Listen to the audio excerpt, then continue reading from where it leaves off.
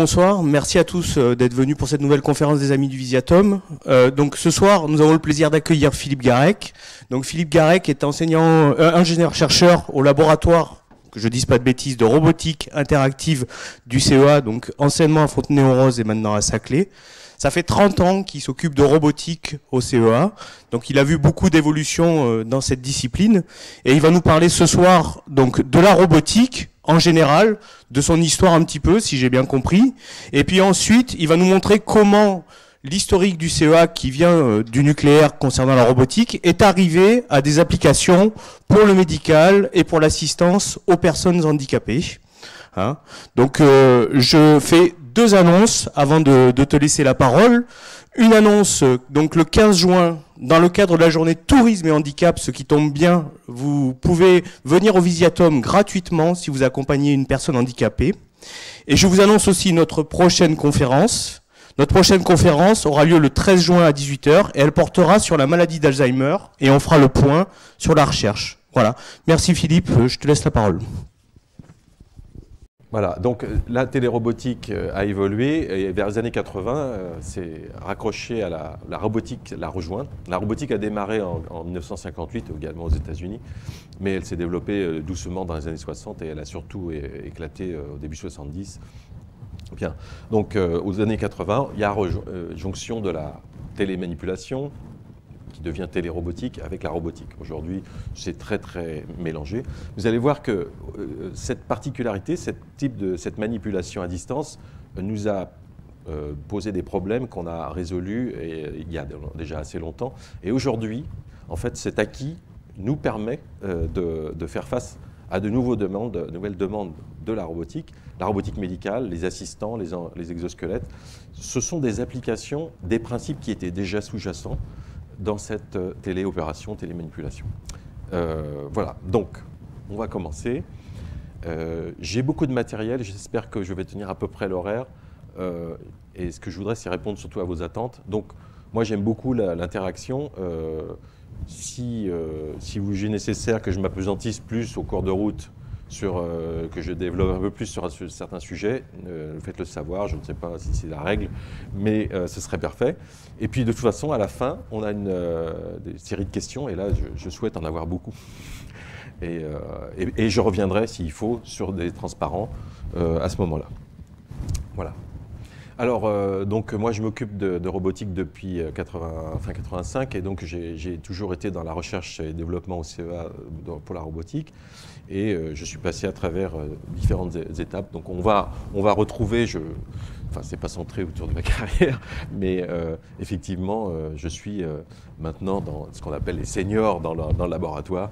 Et donc j'ai quand même une certaine recul. Alors on va en profiter pour faire un petit rappel. Alors le laboratoire déjà, mon laboratoire. Le laboratoire, il vient de déménager de Fontenay-aux-Roses, où il a passé 25 ans. Il est maintenant installé dans un bâtiment flambant neuf sur le plateau de Saclay, pas dans le centre de Saclay, mais il s'appelle Digiteo Labs, parce que la volonté du gouvernement, c'est de créer sur le plateau de Saclay un grand pôle d'activité. Et il y a déjà une dizaine d'années qu'il est prévu qu'on rejoigne ce plateau dans un bâtiment qu'on partage avec le CNRS et l'INRIA, ou enfin d'autres laboratoires. Donc ça vient d'être inauguré et nous partons donc vers de nouveaux horizons chargés et forts de notre histoire. Vous allez voir qu'elle est riche. Alors aujourd'hui, donc vous voyez ici à gauche par exemple l'ancien métier qui est la télémanipulation. Vous voyez un homme qui agit sur un organe et qui manipule quelque chose.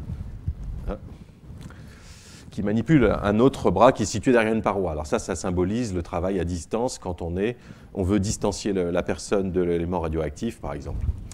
Alors, c'est notre métier de base. À droite, vous voyez la nouvelle version, tout à fait différente, où là, on touche l'extrémité du bras. Donc, évidemment, il n'y a plus de milieu radioactif ici. On est dans l'industrie. Et aujourd'hui, on est en train, dans le cadre d'ailleurs le CEA se déploie en région par ce qu'on appelle le label CEA Tech maintenant. Donc on s'établit à Nantes, Bordeaux et Toulouse. Et on a pour mission de développer des applications industrielles pour d'abord créer des entreprises amener à la création d'entreprises, aider les industriels à monter, et puis transférer énormément de technologies. Donc on est dans une phase très dynamique, et donc ça symbolise, c'est la vue de droite. En bas, vous voyez les robots assistants. C'est un exemple de robot assistant qu'on a réalisé d'ailleurs avec 2 laboratoires du CNRS et programme français, et qui est porteur de qui rassemble énormément de savoir. Et puis, par exemple, ces bras vont donc être réutilisés dans des projets industriels. Donc, ce sont des bras légers. Alors voilà, c'est juste un aperçu général. Je traduis de l'anglais parce que, évidemment, vous m'excuserez, beaucoup de transparences j'ai pas eu le temps de tous les traduire. Je vais essayer de le faire. Alors, ici, on fait plus un robot qui est autonome, hein, par exemple, qui va venir desservir quelqu'un dans un hôpital, par exemple. C'était son but, hein, il s'appelle Assist. Et il est capable de transférer un objet dans la main de l'homme. Donc déjà, cette tâche est assez complexe parce que transférer, au moment où on lâche l'objet, hein, il y a un transfert de la force. Alors encore, là, on voit, ici, c'est maîtrise de la force à distance. Transfert de la force avec précision, parce que transférer un geste, agir à distance, c'est comme avec une canne à pêche, c'est-à-dire une très grande finesse, hein, pour sentir le poisson. Donc là, on cherche la même chose, mais avec un engin qui est autonome, et donc qui doit disposer d'une autonomie de décision et de contrôle, une finesse de contrôle qui est déjà très poussée. Ça, c'est un peu le robot automate, le robot alors qui peut prendre aussi l'allure d'un bipède éventuellement dans le futur. Bon. Et puis là, le robot industriel. Donc là, c'est un mélange de robotique industrielle, c'est-à-dire que par exemple, on peut, le robot va nous aider à supporter la charge ou à l'orienter. Et puis par contre, il va nous laisser faire certains mouvements, mais il va nous guider, il va nous empêcher d'aller trop loin. Alors par exemple, ça, vous pouvez introduire des objets complexes, des modules, par exemple dans des caisses de voiture ou sous des ailes d'avion, sans risquer de toucher, parce qu'aujourd'hui, on travaille beaucoup en modules, on réalise dans l'industrie des modules de plus en plus lourds d'ailleurs, et c'est pour ça qu'il faut les aider, il faut aider la personne à les porter, mais on veut garder la finesse du geste pour le guidage. Et donc on essaie de collaborer, et donc ça s'appelle un robot collaborant. Bien. Alors, on revient, là, ça c'est des éléments de notre laboratoire fait 50 personnes, mais en fait, il y a aussi environ 40 autres personnes qui travaillent sur décidément, c'est merveilleux, sur la simulation interactive, donc qui est en fait, en gros, la simulation de la robotique. Hein, au lieu de faire des robots, ils font des simulateurs, et en plus, ils nous aident à...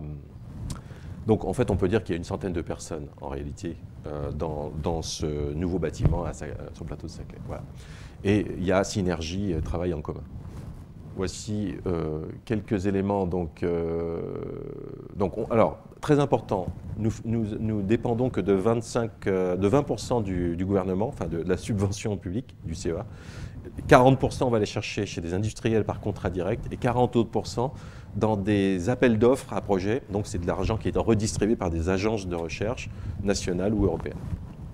Bon, on a 57 brevets actifs et on en dépose une dizaine par an, rien que dans notre laboratoire de robotique, même pas sans parler de la simulation.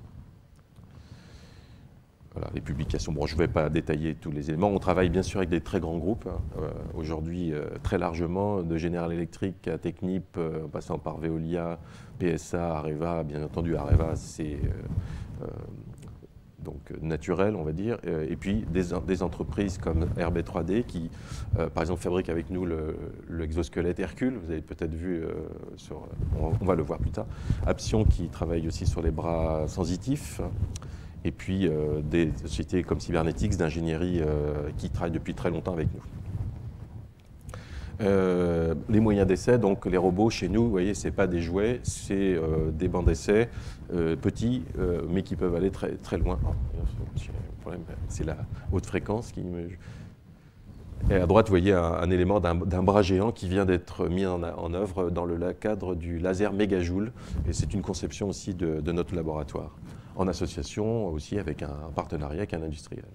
Alors, l'époque pionnière. Donc là, on repart sur l'histoire. Donc, la télémanipulation, branche importante, donc, comme je l'ai dit, a démarré en 1948 par ce monsieur qui est un grand inventeur, Ray Gertz, qui a inventé doublement, puisqu'il a créé le premier télémanipulateur, donc manipulateur permet de travailler à distance. Hein. Vous voyez ce que c'est, maître-esclave. Donc c'est l'équivalent d'un système articulé que vous tenez dans la main et qui exécute le même geste avec une pince. Il a fait le premier en 1948 à gauche, mécanique, et en 1954, il a réussi à en faire un électronique, avec des moteurs électriques et des lampes à l'époque. Réussi à faire fonctionner un système comme ça. Donc c'est vraiment le pionnier, sans aucune discussion possible. Bon, ceci dit, ça fonctionnait avec de l'électronique vraiment primitive, et il a fallu très longtemps avant que ces machines passent à une étape supérieure, comme on va le voir. En fait, elles ont été mûres que dans les années 80, quand l'ordinateur a été vraiment efficace. Bon, ici, voilà, par exemple, le résultat du travail d'un chercheur fameux du CEA de l'époque, qui est Jean Vertu, qui est le fondateur de la robotique, on va dire un des grands fondateurs de la robotique en France, sinon le fondateur, et en particulier aussi de la téléopération assistée par ordinateur, comme on le verra un peu plus tard. Ça, c'est une de ses premières réalisations, et on voit par exemple l'association avec un industriel à l'époque. Ce système est employé encore aujourd'hui énormément, à plusieurs centaines, voire milliers d'exemplaires au CEA et dans le monde. Il a même été vendu aux États-Unis aussi. Bien, donc les années 60, on remonte loin. Alors, comment ça fonctionne? Très simplement, le principe général, c'est d'avoir un espèce de levier, d'ailleurs comme une pince qu'on passerait à travers un trou. En fait, c'est un principe mécanique très simple. Simplement, on le complique un petit peu avec des engrenages et des transmissions pour que ce soit plus fidèle au mouvement naturel. Parce qu'évidemment, un simple levier. Bon, ça permet d'expliquer une chose importante, ce schéma, c'est que ici, on appelle ça le retour de l'effort, c'est-à-dire la perception de l'effort que ici l'opérateur éprouve. C'est-à-dire c'est une force qu'il doit appliquer sur cette barre. Si j'applique une force là, forcément, il faut qu'il en applique une aussi. Mais la force, c'est un effort, oui, mais c'est aussi une information. Et quand on l'appelle l'information, on l'appelle le retour de l'effort. C'est pas parce qu'on force, c'est pas parce que c'est difficile, c'est surtout qu'il nous informe quelque chose. Il nous informe aussi de la direction de la force. Et donc, quand on tâtonne sous une table, on repère la surface sans aller à regarder en dessous. Donc en fait, on utilise en permanence le tâtonnement, donc le retour de l'effort, la sensation d'effort, pour localiser les objets en association avec notre vision. Et ce principe-là est un principe qui est utilisé systématiquement pour la téléopération. Ici, on a une fenêtre, en fait, qui n'est pas bien passée là, dans ma sauvegarde. Il y a une fenêtre qui permet de voir ce qui se passe ici. Mais par contre, on ressent par la barre ce qui passe. Donc ça s'appelle le retour de l'effort. Alors, quand on a des engrenages, il y a des choses qui se passent, des frottements, des perturbations qui apparaissent. Et puis la barre, elle a un poids. Donc il faut soutenir cette barre. Donc on ajoute des systèmes pour juguler ces imperfections. Bon. Alors, toujours, donc Jean Vertu, j'en ai parlé ici, 1972 ou peu après, puisque le film, je ne peux pas le dater exactement. Le premier système français cerveau-manipulateur, qui était, donc ça c'est le centre de Saclay, et c'est donc à peu près en 73-14. Vous voyez ce qu'on pouvait faire à l'époque avec une électronique encore non numérique, hein, c'est-à-dire analogique. Bon, là, il y avait des transistors, mais il n'y avait pas encore de numérique. Et ce véhicule est au musée de la Villette, il s'appelle Virgule, il est absolument remarquable, il avait une mobilité absolument remarquable. Et les deux bras qui étaient dessus permettaient déjà une finesse, une téléopération, une télémanipulation de très grande qualité. Eh bien, aujourd'hui, il n'est pas encore courant que ces machines soient employées pour faire des travaux à distance. Les engins mobiles d'intervention qu'on voit en général se contentent soit de tirer dans un colis pour le faire exploser, soit de balader une caméra, faire des manipulations très simples, mais pas de ce niveau-là. Vous voyez un petit peu. Donc on était très en avance à ce moment-là. Et tout ça peut très bien aller vers une non-maturité industrielle. Ça ne veut pas dire qu'à l'époque, on était capable de le diffuser et donc de s'en servir vraiment à l'échelle industrielle. Voilà. Ensuite, en 1974, une machine aussi importante qui a eu du succès et qui a été vendue, mais seulement à quelques dizaines d'exemplaires. Donc c'est encore très petit, qui est le MA23, toujours conçu par l'équipe Saclay, donc de Jean Vertu, dirigée par Jean Vertu. Qui est une machine remarquable, qui est connue de par le monde, et alors qui a innové sur un certain plan mécanique. Bon, mais je vais pas rester trop longtemps là-dessus.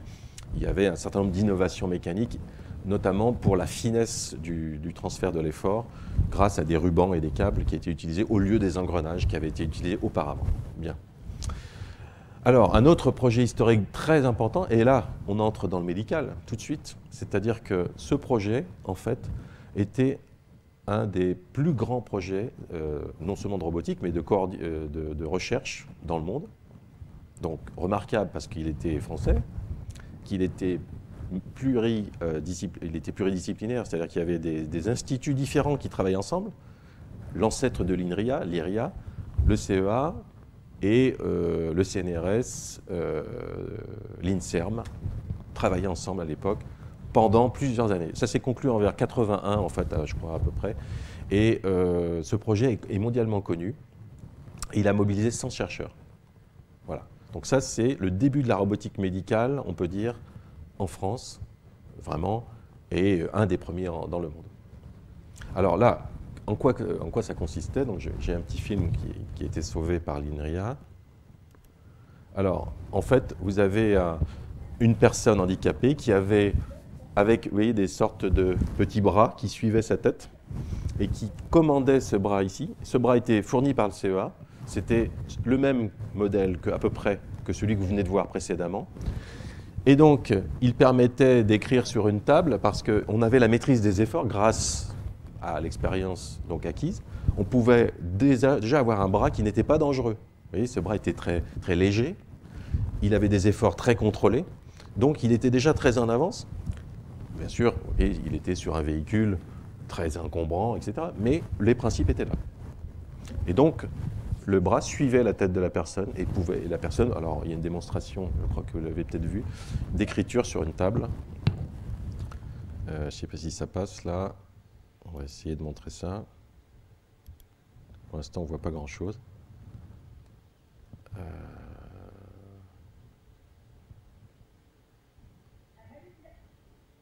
Ah oui, parce que c'est un peu haché, malheureusement. Je vais essayer de trouver l'image. Ça ne me paraît pas très évident. Bon. Voilà, donc là, bon, malheureusement, c'est haché. Excusez-moi. C'est haché et je ne peux pas... Bon, vous avez vu qu'on écrivait, hein, on arrivait à écrire avec. Bon, il y avait plusieurs façons de l'utiliser, mais ça, c'était vraiment déjà un résultat important, puisque pour écrire, il ne faut pas écraser le stylo, donc il faut maîtriser l'effort d'appui, et donc le bras permettait de le faire. Voilà. Alors, maintenant,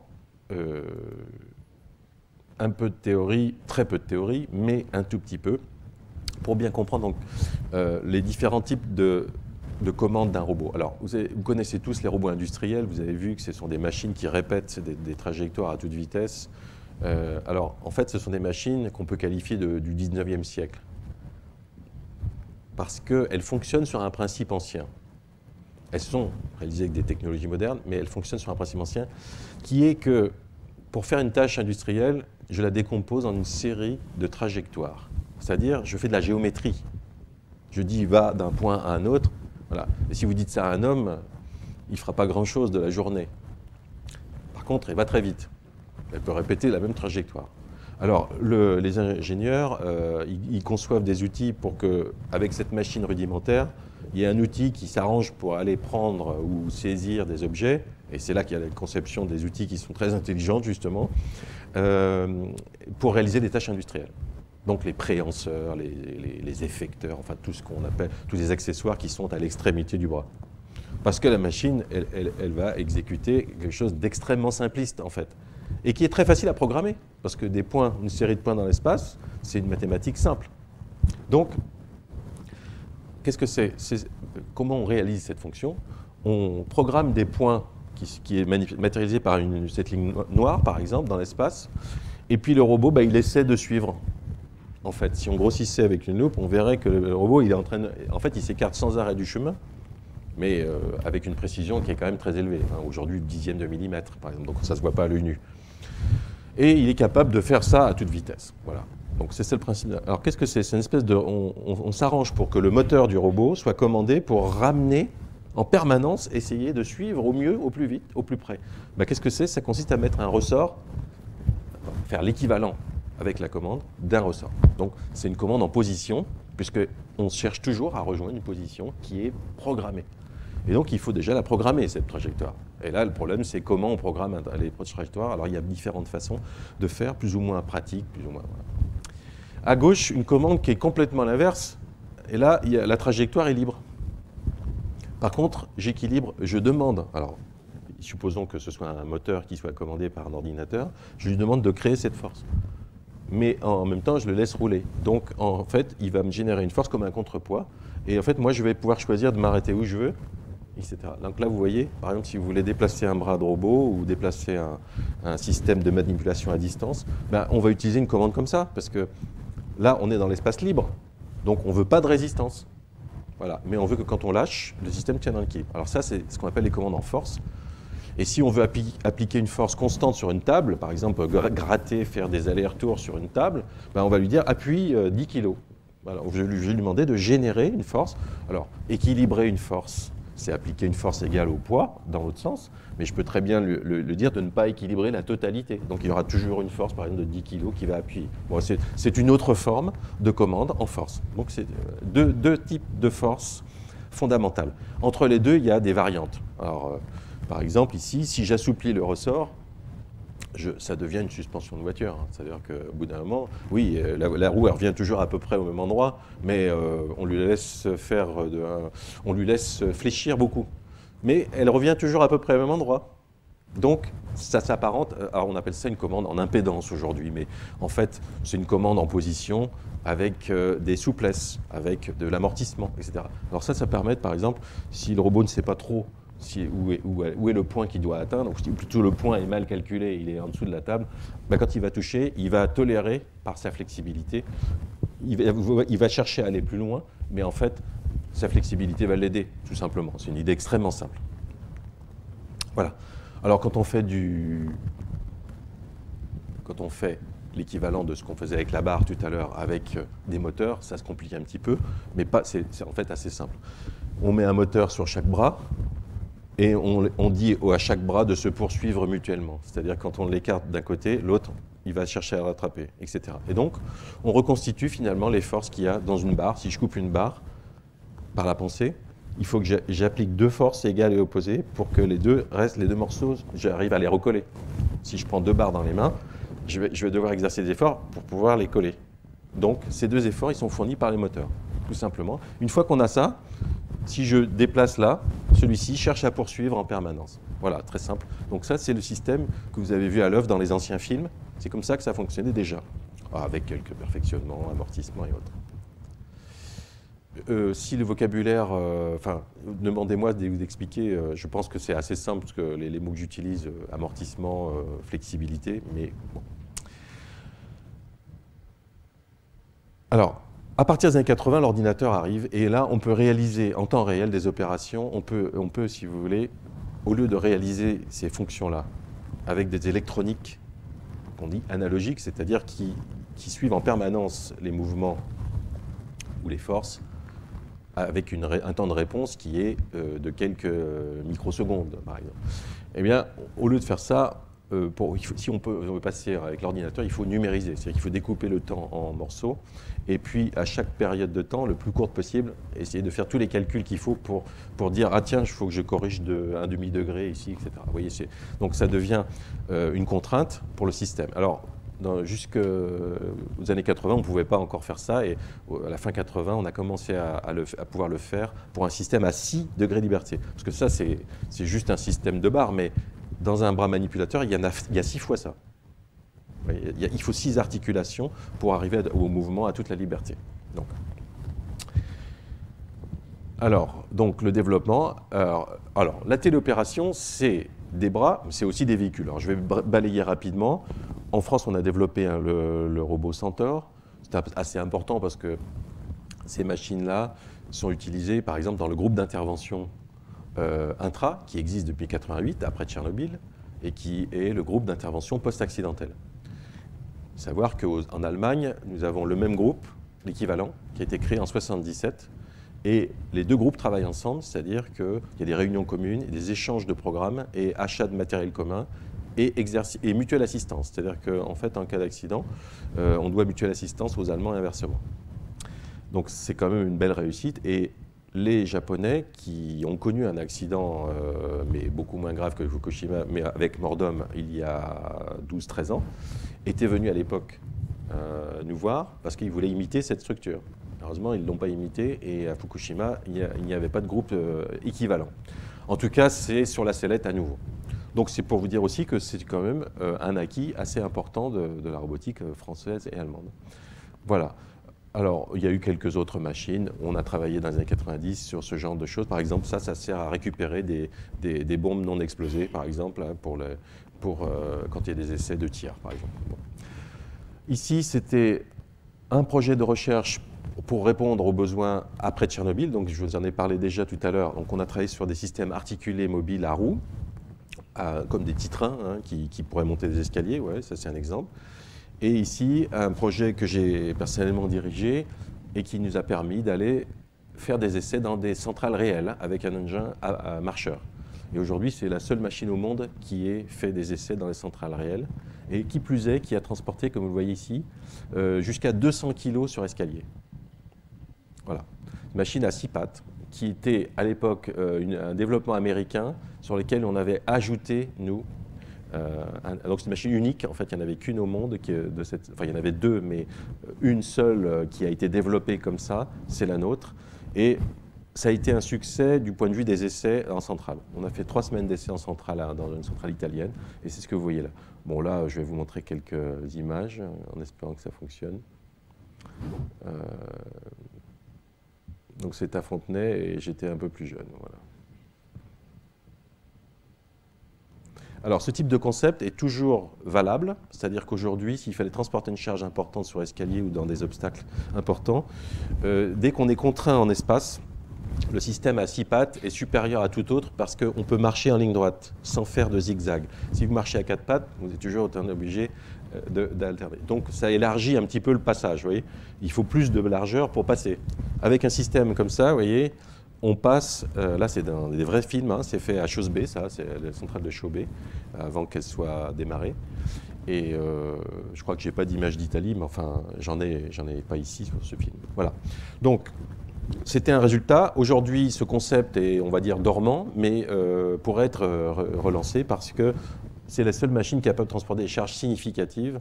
Par exemple, si vous voulez transporter des bras pour faire des opérations importantes, sur 2 jambes, on ne peut pas, parce qu'au bout de 20 kg, on est instable. Donc, en admettant que les robots bipèdes, par exemple, soient développés, ils ne pourront pas aller au-delà des performances humaines. Donc, on ne peut pas estimer qu'un robot bipède deviendra une machine de transport. Mais ceci dit, ça a d'autres intérêts pour la recherche. Ne serait-ce que, par exemple, pour faire des assistants, des exosquelettes, comprendre la marche humaine, etc. Voilà. Alors ici, le robot. Alors le Sherpa, la version française, que donc j'ai conçu. En fait, on a conçu une jambe et on a dû malheureusement s'arrêter en 98. C'est un hexapode qui faisait 55 cm de large, donc 20 cm plus petit que la machine américaine, et qui pouvait aller 2,5 fois plus vite, c'est-à-dire à 12 mètres par minute. Donc ça commence à être une vitesse assez impressionnante pour une machine marcheuse. Là, je vais vous montrer tout de suite la vitesse maxi, excusez-moi, qu'on a obtenue sur le banc, par exemple.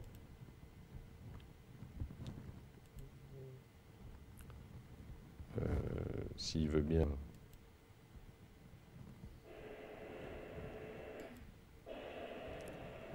Voilà, ça c'est la vitesse et les pas de plus grande amplitude. Vous voyez, on était capable de fonctionner, ça c'est une marche à 12 mètres à la minute. Hein. Vous imaginez 2 fois 3 pattes qui s'échangent et qui avancent comme ça. Voilà. Avec une machine qui était d'une hauteur de 1 mètre à peu près. Donc à peu près à la hauteur où on doit transporter des bras. Enfin, un humain, ses bras se situent à peu près à cette hauteur-là, on va dire. Voilà. En bas, vous voyez les images. Donc, le projet qu'on avait, c'est-à-dire de mettre des bras repliables dessus pour travailler en grande hauteur, pour entrer à l'intérieur des générateurs de vapeur. Voilà, donc c'est une robotique de la fin des années 90. Mais concept qui est, pour moi, encore valable. Bon, alors ici, je balaye quelques autres projets. Alors là, on n'est plus dans les robots mobiles. On va revenir sur les manipulateurs. Ici, c'était... donc je vois qu'il est déjà... tente d'avancer un petit peu. Voilà, une machine plus puissante, vous voyez, toujours le même principe, mais vous voyez que le bras, cette fois, est capable de soulever 50 kg. Donc, bien sûr, l'objectif a toujours été d'augmenter la capacité de travail, donc de la charge, mais en gardant la finesse de manipulation. C'est ça la grande difficulté. Donc, c'était une tentative qui n'a pas, ce robot n'a pas été industrialisé, tout comme celui-ci non plus, qui était également un prototype, vous voyez, réalisé par le CEA, à cette articulation pour pouvoir contourner. Alors, un petit mot, notre bras humain est doté de plus d'articulation que nécessaire, si vous voulez, au sens de la mécanique d'un robot industriel. Un robot industriel n'a pas besoin de cette articulation pour travailler dans l'espace. Par contre, nous avons la capacité de contourner les obstacles. Non seulement c'est-à-dire qu'on peut aller d'un point à un autre par plusieurs chemins. On n'est pas obligé d'y aller avec le coude en bas, on peut y aller avec le coude en haut. Et donc, on peut éviter, s'il y a des obstacles qui se trouvent entre les deux, on a donc plusieurs choix. Donc, on appelle ça la redondance, c'est-à-dire qu'on a plus que nécessaire, si vous voulez. Bon. Alors, c'était ce qui était illustré par ce bras. Alors, un bras qui avait une capacité de 25 kg, tout en ayant un retour de l'effort, une sensation de l'effort. C'est-à-dire que quand on prenait les objets avec la pince, on avait retour de l'effort vers le bras maître, toujours. Alors, on a également le bras maestro. Alors, celui-ci est industriel. Donc, aujourd'hui, par exemple, cette machine-là, c'est le bras hydraulique de référence pour le CEA, pour le démantèlement. Donc, il y a une capacité de 80 à 100 kg. Et celui-là a été industrialisé, comme le film peut en témoigner, parce que là, on voit que le film est beaucoup plus professionnel. Donc là, vous avez toujours le même principe de téléopération, hein, et là, un bras beaucoup plus puissant qui s'apparente un peu à ce que fait une petite grue hydraulique sur un chantier de travaux publics. Mais toujours avec la différence qu'on ressent l'effort. Il faut s'imaginer, on peut par exemple insérer une tige dans un trou sans casser la tige, alors que la machine a une capacité de 100 kg. Et donc, ça montre bien jusqu'où on essaie d'aller, et cette machine est une des plus puissantes au monde. Hein. Enfin, en retour d'effort, c'est une des plus puissantes. Et la plus avancée. Alors, ça fait à peu près... les travaux ont démarré autour de 93, donc on est à pratiquement 20 ans. Et cette machine est maintenant vraiment industrielle et elle va se déployer dans les chantiers de démantèlement. Essentiellement parce que là, on a besoin de travaux très divers avec des forces importantes, des meules, toute une gamme d'outils qui ont été développés. Vous voyez par ici, vous avez un rack d'outils. Donc cette machine est très connue ici à Marcoule, puisque il y a une équipe ici qui la prépare pour les chantiers de démantèlement. Alors que la commande, par exemple, a été développée à Fontenay-aux-Roses. Et puis, je dois dire aussi que ça a été une association du CEA, de Ifremer et de Cybernetics, de l'industriel. Donc un effort très très long pour arriver à cette machine. Alors vous allez voir qu'on n'en a pas fini encore.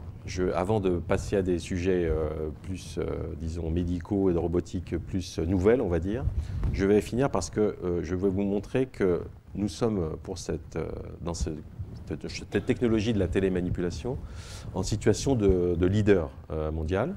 Vous allez voir ici, par exemple, des bras maîtres qui ont été développés il y a 10 ans, ici à peu près, soit pour la simulation interactive. Là, vous voyez, par exemple, que la personne a l'impression de manipuler des objets.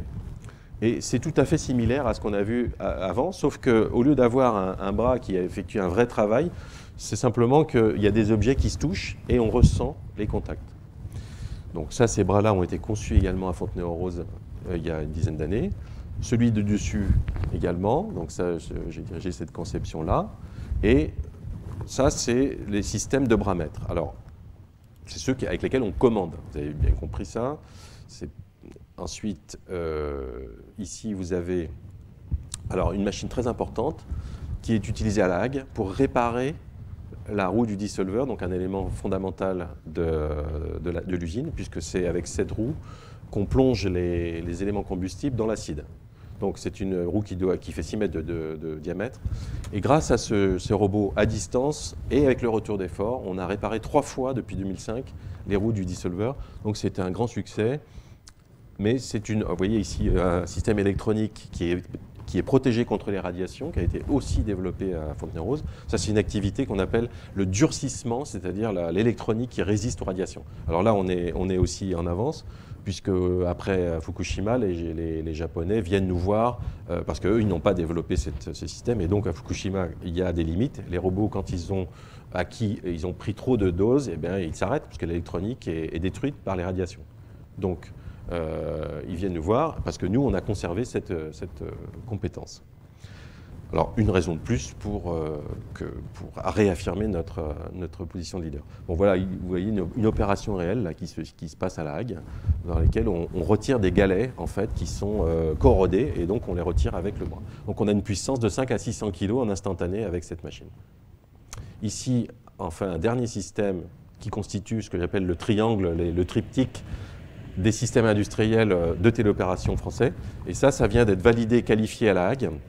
Donc c'est également un projet réalisé à Fontenay-aux-Roses. Donc vous reconnaissez le bras mètre que vous avez vu tout à l'heure, et un bras esclave géant qui fait 4 mètres d'extension, mais qui d'habitude est contrôlé par un bras mécanique. Et ici on l'a motorisé, vous voyez, un bloc moteur qui permet, vous voyez, de complètement séparer.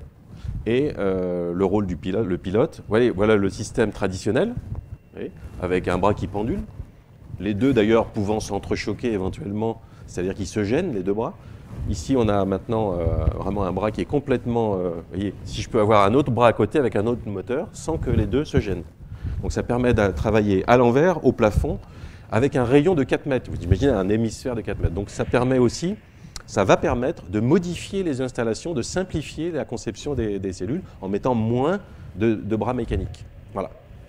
Donc cette machine étant actuellement, par exemple, va être réalisée à raison de 10 exemplaires. Donc c'est un énorme investissement, et le retour est extrêmement intéressant. Donc il y a eu 10 mois d'essais ininterrompus de travail tous les jours avec cette machine. C'est ce que vous voyez ici sur le film. Mais je n'ai peut-être pas le temps de vous montrer tous ces films. Alors, je vais quand même faire un... Voilà, donc là où vous allez voir la personne qui travaille réellement, donc ça c'est à La Hague, hein, donc c'est la cellule de vitrification sur laquelle le travail est très difficile, on fait du burinage avec les bras. Voilà. Bien, alors, je l'ai dit, l'électronique résistante aux radiations, c'est le cœur, puisque évidemment l'électronique est partout. Donc si vous n'avez pas ça, vous êtes sans puissance, vous n'avez aucune puissance pour intervenir dans le nucléaire. Donc nous, on a continué à développer ça, et on est alors, un petit peu aux États-Unis, mais on est les laboratoires de référence. Alors là, c'est Saclay, il y a des laboratoires spécialisés là-dedans. Hein. Nous, on est utilisateurs de cette électronique, mais il y a des gens qui travaillent là-dessus, qui irradient des composants et qui maintiennent un savoir sur le comportement de l'électronique sous les radiations. Bien.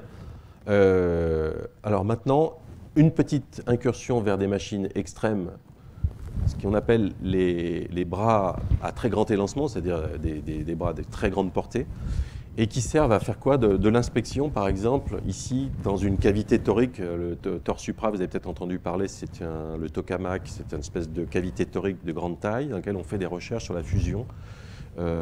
ITER, vous avez sûrement entendu parler, ITER c'est le même système en plus gros. Donc il existe un prototype à Cadarache dans lequel on a introduit un de ces bras. Et par exemple, ce travail-là, ça représente environ 15 ans de développement. Par exemple, les Chinois nous ont acheté cette technologie pour des études sur la fusion. Alors, dedans, il y a de l'électronique protégée. Cette machine intervient dans un vide de 10 puissance moins 5, c'est-à-dire un vide pas spatial, mais un vide très poussé, et à 120 degrés. Imaginez de l'électronique qui résiste à 120 degrés à l'intérieur, et qui doit résister à 200 degrés dans une première phase à l'arrêt, et quand elle fonctionne, elle résiste à 120 degrés. Elle fonctionne à 120 degrés. Donc c'est tout à fait remarquable.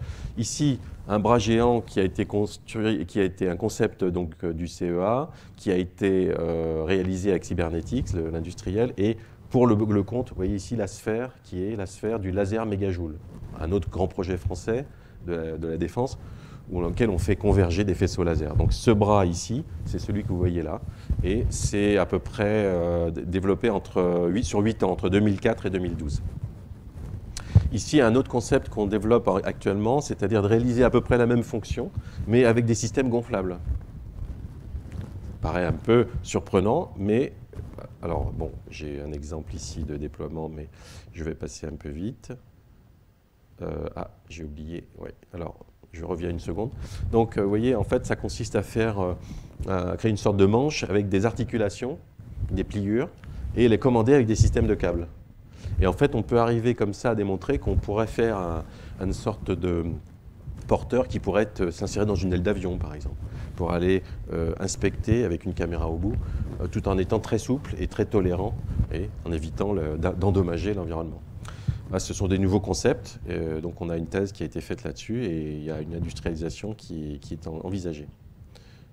Bon, là, je vais vous montrer, par exemple, le développement, ça c'est assez remarquable. Alors, à gauche, donc ici, si ça fonctionne.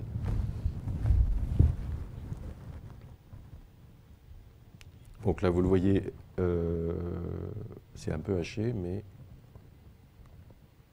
voilà, vous voyez un petit peu la vitesse de déploiement, donc c'est quand même très lent.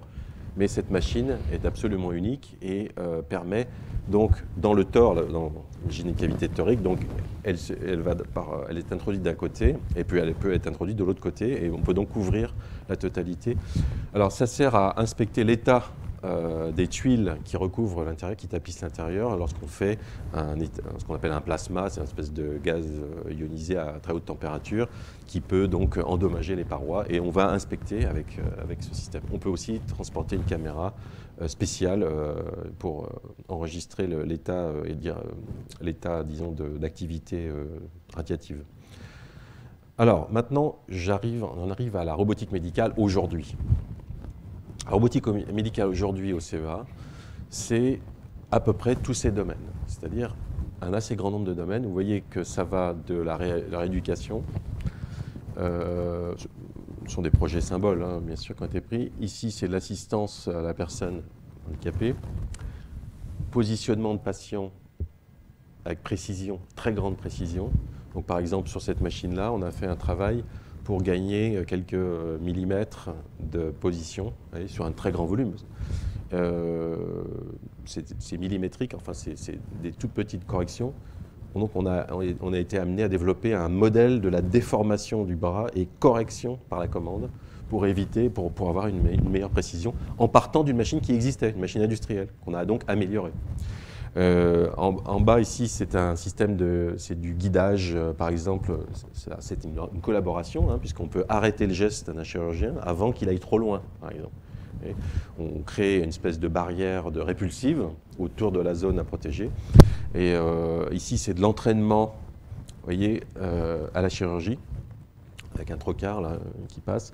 Et donc là, l'idée, c'est de simuler en interactif, c'est-à-dire en temps réel, voir comme si on voyait les organes. Alors aujourd'hui, on sait faire, on sait représenter en temps réel la déformation d'organes. Hein. Un cœur battant, on peut le représenter avec des simulateurs puissants. Par exemple, les collègues de l'INRIA travaillent beaucoup là-dessus. Et nous, on travaille aussi sur certains aspects de cette simulation. On peut donc reproduire, on peut même avoir l'impression qu'on agit à l'endroit. C'est ça l'idée, c'est qu'avec cet écran, on a l'impression de travailler à l'endroit même où on fait le geste. C'est-à-dire qu'ici, il y a des bras ici qui sont manipulés, mais on a l'impression, on est colocalisé, c'est-à-dire que la force est créée au même endroit que le point de vision, si vous voulez. Voilà. Donc c'est une activité assez importante. Alors, là, je retourne en arrière. Là, en 1995, donc, projet master qui était l'assistance aux handicapés. Donc là, on a une médaille d'or européenne à l'époque. Ici, donc, ça, c'est des projets plus récents. Ici, donc, ITA, Anzo et Midas. Et puis, il y a le projet, j'ai oublié son nom, malheureusement, Aviso.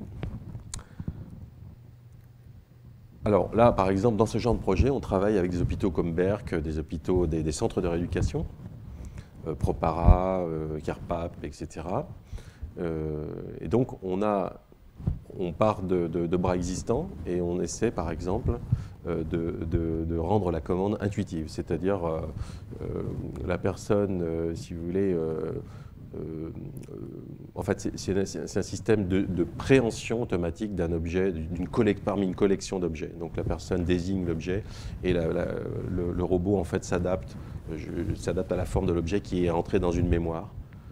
Alors, dans notre département, nous avons aussi des laboratoires qui travaillent sur le traitement de grandes masses de données à partir de Internet, par exemple, et aussi sur le traitement de la sémantique, c'est-à-dire la compréhension, la décomposition, ce qu'on fait nous, humainement, c'est-à-dire la décomposition d'une tâche en actions simples pour arriver à la faire exécuter.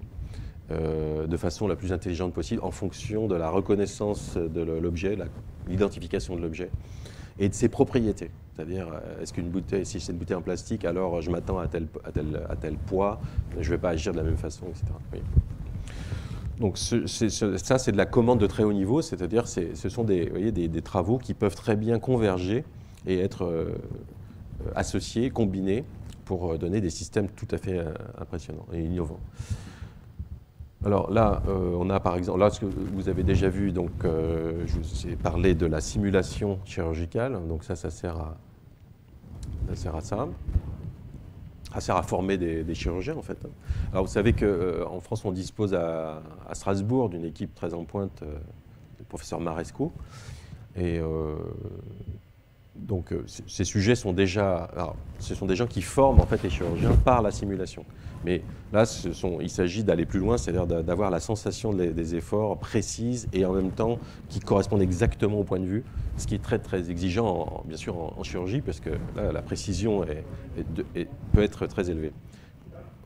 Je vais essayer de vous montrer quelque chose qui bouge, mais je vois que... Bon là, en fait, ce qu'on a voulu vous montrer, c'est qu'avec ce type de bras, on peut aussi faire de la vraie... C'est pour illustrer qu'on faisait de la vraie chirurgie. Là, c'est le post-mètre, et ça, c'est le bras qui exécute une opération. Vous retrouvez exactement, bien sûr, les mêmes principes que la téléopération qu'on a vue en nucléaire. Hein. C'est exactement les mêmes principes qui sont employés, sauf que les machines, bien sûr, sont optimisées. Alors, on travaille aussi sur des outils mini-invasifs. Alors ça, ce n'est pas vraiment de la robotique, mais notre laboratoire a la capacité de mettre en œuvre, de mobiliser des équipes complètes. C'est ça qui est très important. Et d'ailleurs, on s'est battu pour conserver à toute force une cohérence dans le laboratoire, c'est-à-dire avoir des équipes de mécaniciens, d'électroniciens, enfin, les électroniciens, c'est les gens qui font la commande, en fait, qui est l'algorithmique de commande, et les informaticiens, aussi des électroniciens purs qui nous préparent, qui font des cartes électroniques, traitement de capteurs, cartes de commande moteur, etc., de façon à avoir vraiment une approche cohérente. Puisque la robotique, c'est quand même un ensemble de disciplines, ce n'est pas une science fondamentale, c'est une science appliquée qui rassemble des savoirs. Donc là, ce qui est très important, c'est que les équipes soient très soudées et donc pluridisciplinaires par naissance et par culture aussi. Donc il faut vraiment veiller à ce qu'on ait des recouvrements et des compréhensions mutuelles. Et ça nous prend pas mal de temps et d'énergie. Ici, donc c'est par exemple ici un autre exemple, la suture de vaisseaux semi-automatiques. Et bon, je ne vais pas détailler, mais vous voyez, il ne s'agit pas vraiment de robotique, il s'agit d'outils spéciaux. Alors la chirurgie mini-invasive, c'est un grand succès. Hein. C'est plus sous cet angle-là, d'ailleurs, que on va dire la robotique est présente aujourd'hui en chirurgie, que vraiment par... Enfin, il existe, bien entendu, ce que vous avez vu là, des systèmes de bras qui réalisent des opérations, notamment sur la prostate, mais... il y a aussi des freins à l'utilisation de ces robots. Ce n'est pas aussi simple que ça à utiliser en pratique. Donc, par contre, sur les outils mini-invasifs, ça, tout le monde le sait, c'est très grandes avancées ont été faites. Alors, on est donc actif aussi dans ce domaine. Là, par exemple, vous avez... ici, c'est un guidage. En fait, on cherche à éviter de toucher la moelle épinière quand on travaille sur une opération sur les vertèbres, par exemple. Donc, c'est un fraisage de l'os qui se fait. Et donc, on va mettre un guide, on va mettre une enveloppe fictive et on va créer une force répulsive quand avant qu'on ait touché. Voilà. Donc, Voilà les principes. Donc, en chirurgie, on a travaillé aussi en chirurgie maxillofaciale, donc ça, ça c'est autre chose. Donc, c'est toujours le même principe, hein. On retrouve le principe d'avoir un geste qui est guidé, qui est assisté par le robot.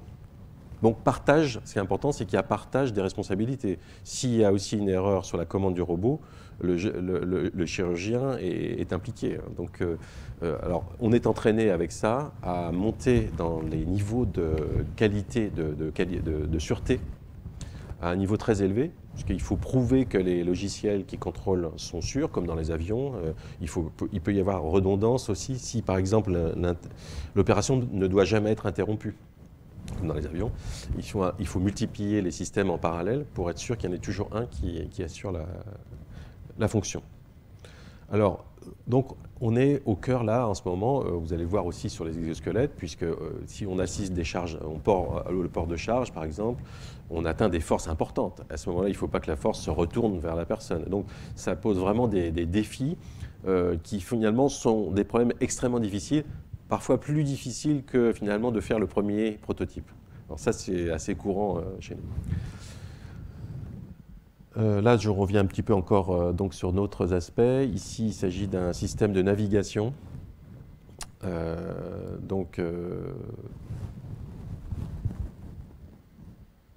Pour la chirurgie orthopédique, donc encore un autre exemple d'outils qui ne sont pas vraiment des robots, mais qui nécessitent des compétences qu'on trouve dans la robotique, en fait. C'est pour ça qu'on s'y attaque. Voilà, donc je passe un peu plus loin. Donc toujours le même principe, protection de la zone d'exclusion, compensation des mouvements du patient. On peut aussi peut-être aider le chirurgien en l'empêchant de trembler aussi, dans certains cas. Il y a aussi l'histoire de la fatigue. Au bout d'un certain temps, les tremblements augmentent parce qu'il y a la fatigue.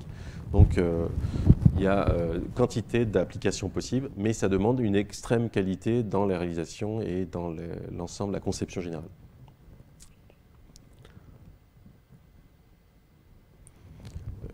Alors ici, il s'agit d'un système de positionnement pour la radiothérapie, mais qui est mobile. En fait, le système se déplace, le système de radiothérapie se déplace au lieu d'amener la personne donc dans la salle de radiothérapie.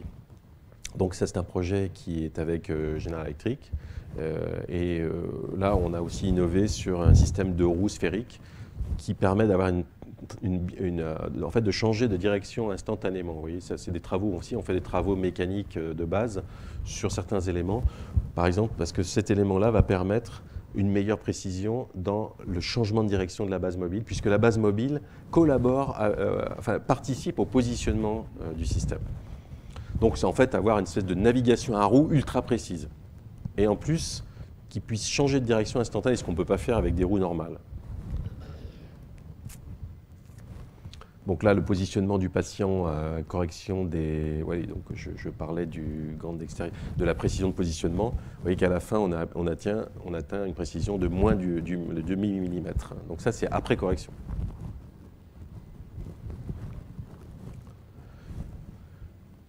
Alors, je passe par une étape...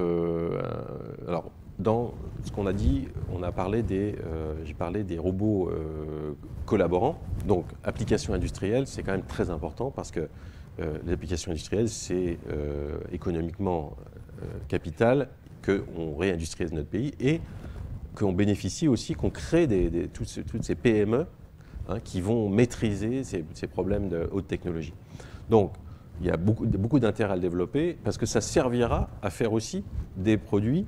Par exemple, pour la robotique médicale. La robotique médicale n'a pas parfois l'effet de série qu'il y a dans l'industrie. Parce qu'on ne fabrique pas assez, on ne peut pas assez fabriquer, il n'y a pas assez d'argent pour fabriquer assez de produits. Donc c'est très important que pour arriver à des robots médicaux, on pense surtout à créer des industriels qui vont faire peut-être autre chose au départ. Et c'est le cas, alors c'est le cas remarquable de cette entreprise qui s'appelle RB3D, qui a commencé par faire des objets, des outils pour aider les kinésithérapeutes dans leurs gestes. Donc des objets très simples, et qui petit à petit est venu jusqu'à l'exosquelette Hercule. Donc aujourd'hui, Et maintenant, vous allez voir, donc, cette société donc, fabrique ce robot-là. Donc ils ont fait un énorme chemin. Le but étant d'économiser sur les coûts des troubles musculo-squelettiques qui représentent, comme vous le savez sans doute, un énorme frais pour la sécurité sociale. Donc là, il est facile pour eux de démontrer que si c'est vraiment efficace, il faut soutenir, enfin, il est important d'aller dans cette direction parce que ça, c'est, on garde la personne sur le lieu de travail, sur le poste de travail, puisqu'en fait, on ne fait que l'assister et on supprime l'effet, la pénalisation du travail. Donc, on ouvre aussi les postes de travail à des personnes plus faibles physiquement, donc sans aucune injure à des femmes aussi, parce que la majorité des femmes, en moyenne, sont un peu plus faibles que les hommes, mais bon, physiquement.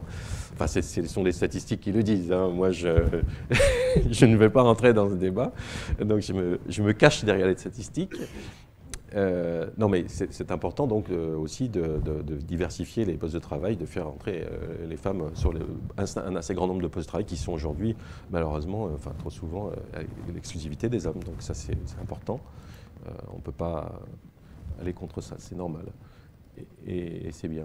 Donc là, je reviens une seconde, parce que j'ai du mal à maîtriser la transition. Alors, ici, je vous montre ce que c'est qu'une fonction Cobo sur un cas de laboratoire. Donc on a montré ça dans le salon industrie, par exemple, il y a 2 ans, ou 2 ou 3 ans. Donc vous voyez, par exemple, ici, on a une pièce lourde. Donc la personne, vous voyez, prend un bras industriel. Normalement, un bras industriel, on ne pouvait pas le manipuler comme ça. Donc là, il y a un capteur d'effort qui permet d'annuler la force, et donc le robot devient quelqu'un de... Enfin, il se laisse faire, le robot, là. Il se laisse faire, mais par contre, quand on le connecte à la pièce, il tire vers le haut et il assure l'équilibrage du poids. On peut faire mieux que ça, on peut aussi même l'orienter dans n'importe quelle direction et il va maintenir l'équilibre. Vous voyez ? On peut aussi lui demander d'amplifier, par exemple, alors je ne sais pas s'il y a une démonstration où on écrase une canette, et en fait, il sert d'assiste, comme un peu une direction assistée, il amplifie la puissance de votre geste. Alors ça, ces fonctions-là, il y a aussi le guidage. Hein, le guidage, je l'ai dit, donc guider sur une trajectoire qui n'est pas évidente, hein, qui n'est pas une ligne droite. Pour passer un module, le faire passer dans une aile d'avion, vous imaginez qu'il y a une trajectoire très complexe pour éviter de toucher l'ensemble des pièces. Donc ça, on peut le faire aujourd'hui. Donc voilà des exemples de Cobo. Donc vous voyez, le robot devient vraiment extrêmement docile. Alors que cette machine n'est absolument pas prévue pour ça. Il est prévu, cette machine-là, par exemple, réalise du positionnement dans l'espace avec une précision du 10e de millimètre. Donc c'est une machine très rigide qui sert tous les jours à l'industrie, bien entendu. Alors, application des principes à l'amplification. Donc là, il s'agit de meuler des pneus, par exemple. Donc là, je vais vous montrer...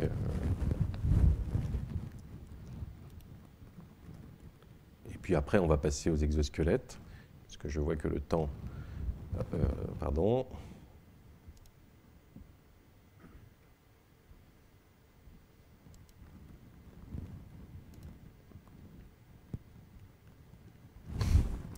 Bien, j'ai un petit peu de mal. Hein.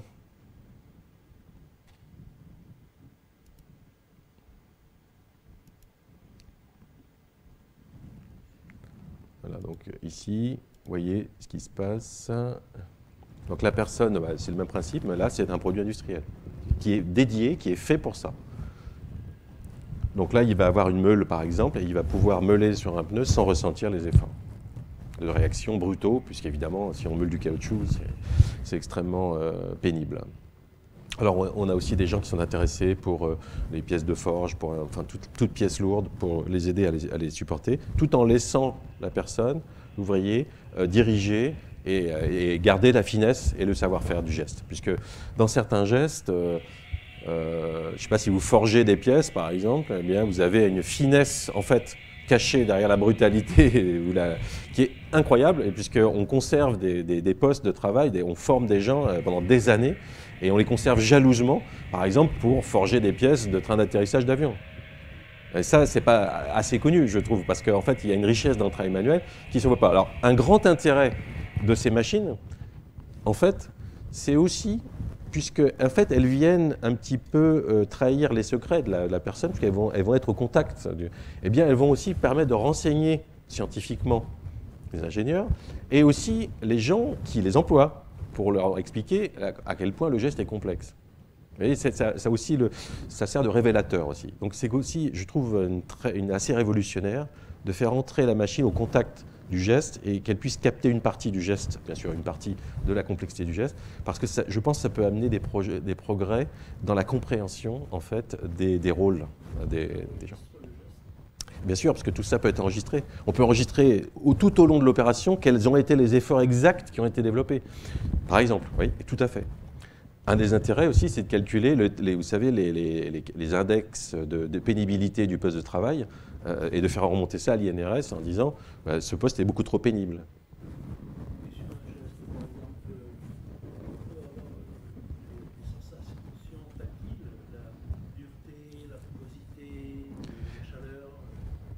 Je pense que vous posez peut-être la question de dire est-ce que le robot va gêner la personne, hein, parce que ça c'est un problème. Oui.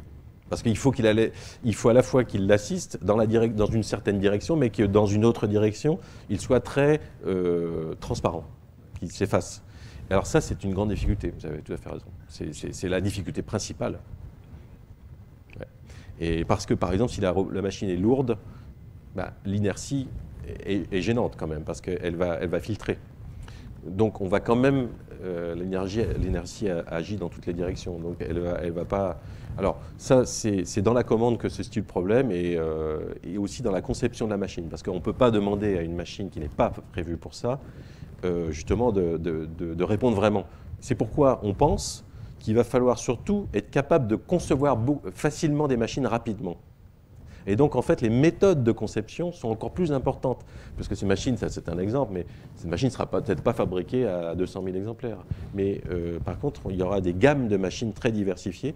Et grâce à des méthodes donc, de conception modernes, et qu'on développe d'ailleurs dans notre laboratoire, ça fait partie des outils de conception, c'est très important. Justement, on a une thèse là-dessus qui consiste à étudier un poste de travail et à partir du poste de travail, automatiquement générer la conception de la machine. Et alors, bon, ce sont des recherches, mais l'idée est là. L'idée est que justement, on reconnaît qu'une machine ne peut pas tout faire. Donc, plutôt faire il faut faire une collection de robots plutôt qu'une qui est prétendument la seule. Alors, le problème, c'est que l'équation soit économiquement viable. Donc, l'effet de série, c'est toujours bénéfique pour faire baisser les coûts. Donc, si on fait des machines spéciales, c'est plus cher. Donc, il faut trouver un espèce de moyen terme. Mais il est sûr que la flexibilité de conception augmente. C'est-à-dire qu'on ne va pas construire les mêmes machines sur des séries aussi importantes qu'avant, sans doute. On fera des machines plus diversifiées et plus facilement. Bien. Donc, alors, j'ai parlé, c'est un bras qui peut aussi servir à l'assistance à la cobotique. Donc, mais on en a déjà parlé un petit peu, c'est ce fameux bras très léger. Donc, ce genre de bras est assez flexible, mais on peut l'utiliser comme assistance sur une plateforme mobile. Vous avez vu tout à l'heure, il était sur des systèmes de 2 roues, un torse à 2 bras, hein, donc c'était ce bras-là. Mais aussi on peut l'utiliser pour faire certaines tâches simples industrielles avec des précisions plus faibles, et faire du tri dans des boîtes, etc. Alors l'idée là, c'est un concept qui est assez largement américain aussi, c'est de faire un robot, de le programmer très vite, intuitivement. Je le prends par la main, je lui dis tiens, tu fais ça, tu fais ça, tu fais ça. Tu prends ça, tu le mets dans cette boîte, celui-ci tu le mets ici, et puis tu répètes ça. Et puis la personne, elle s'en occupe plus, elle lui dit rejoue, comme on rejoue l'enregistrement, et c'est fini. L'intérêt, c'est que là, vous voyez, on le programme très vite parce qu'on peut le manipuler. Et si on peut le manipuler, c'est que justement, on l'a rendu docile. Et rendre docile, c'est finalement, c'est ses commandes en force, c'est la transparence, c'est tous les concepts dont on a parlé avant. Donc vous voyez, ça converge vers de nouvelles façons de travailler. Mais c'est quand même le début. Hein. Donc il faut voir l'efficacité, parce qu'il faut trouver quand même des cas d'application qui soient probants. Donc, mais il semble que ça rencontre un assez grand succès en ce moment. Alors, Pour la manipulation fine aussi, ce sont des travaux, je ne vais pas m'étendre beaucoup là-dessus, mais c'est quand même important pour les aspects aussi médicaux, puisque ça peut servir pour faire des systèmes de rééducation des doigts. Donc ça peut servir de prothèse ou d'orthèse ou d'exosquelette. Donc il s'agit d'une main, on a fait 2 mains en quelques années, on a fait une main à plusieurs doigts, donc celle-ci je me souviens plus, 4 doigts, dans un cadre français, et puis une autre main avec plus de degrés de liberté qui s'appelle Handel, dans un cadre européen. Donc là aussi on était partenaires, et c'est nous qui avons réalisé les mains. Donc celle-là on l'a présentée au salon aussi Industrie. Oui, on se dirige doucement vers une révolution dans l'industrie, parce que ces machines-là, on ne pouvait pas imaginer il y a 10 ans qu'on laisse entrer des machines comme de ce type-là dans l'industrie. Mais maintenant, on réfléchit différemment et on commence à comprendre que les gestes humains, ben, on peut faire des tâches plutôt industrielles sans aller chercher cette précision, sans demander cette précision de position qui est ce que fait une machine typiquement. Et donc, forcément, ça pousse très loin les demandes dans la recherche, parce qu'il faut comprendre comment l'homme, tout en étant très souple, très mou, arrive à faire des tâches de l'horlogerie. Il arrive à faire des travaux d'une précision qu'on peut parfois même pas encore approcher avec les machines. Alors, il s'agit de précision relative, c'est-à-dire qu'on fait des mouvements par rapport à une référence. Bon, je ne peux pas ici dire je pars de cette table et je fais un pas de 1 mètre, etc. On peut pas faire ça. Par contre, on peut faire un déplacement très petit et maîtriser nos efforts. C'est comme ça qu'on arrive à limer des pièces avec précision, alors que si on veut le faire avec une machine programmée, ce n'est pas aussi simple que ça. On peut faire, mais il faut encore qu'on comprenne en fait le travail manuel. Et une partie du problème, c'est qu'il faut commencer par aller observer avec des machines ce que fait la personne, parce qu'aujourd'hui, notre compréhension n'est pas suffisante. Donc en fait, on ouvre une boîte de Pandore un peu, mais on ne sait pas encore garantir des résultats encore. Enfin, c'est beaucoup plus difficile à garantir que quand il s'agit de répéter des positions où l'industriel compte sur quelque chose de très simple. Voilà. Alors maintenant, je vais finir par les exosquelettes en général. Alors les exosquelettes du bras, membre supérieur, et du membre inférieur. Donc nous, chez nous, nous avons commencé en 2002-2003, à travailler sur les exosquelettes du membre supérieur, et on a fait un travail d'environ 8 ans de conception, en plusieurs parties, pour arriver à reproduire l'ensemble des mouvements du bras jusqu'à la paume de la main, donc 7 articulations, et en ayant une machine très légère, très conviviale, et surtout ouverte, c'est-à-dire dans laquelle on ne soit pas harnaché. Parce que notre but était de développer une machine pour la rééducation. Or, dans la rééducation, il y a l'aspect psychologique très important. Se sentir harnaché dans une machine, c'est répulsif, c'est repoussant.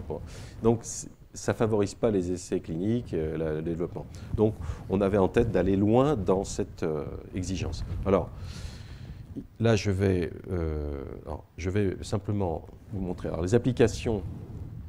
Donc rééducation, mais on s'est aperçu qu'on pouvait aussi les utiliser à la réalité virtuelle, c'est-à-dire ressentir des efforts sur des environnements virtuels. C'est ce que vous avez vu, on le fait avec des bras, mais on peut le faire avec cette orthèse aussi, parce qu'on a découvert qu'on avait assez de sensibilité avec, et on peut faire de la téléopération. Alors, quelques points pour vous montrer un petit peu la conception qu'on a mis en œuvre pour cette machine. Donc déjà, on a développé une épaule qui permet, vous voyez, des battements assez naturels, d'assez grande ampleur. Et donc cette épaule est spéciale, il y a un brevet là-dessus, parce qu'on utilise des systèmes d'axes obliques qui nous permettent d'avoir une mécanique simple, mais de couvrir un grand débattement. Donc ça, c'est un exemple de travail sur l'épaule. Ensuite, un autre exemple, c'est l'architecture de l'avant-bras poignet, et là, c'est encore 4 ans de travail.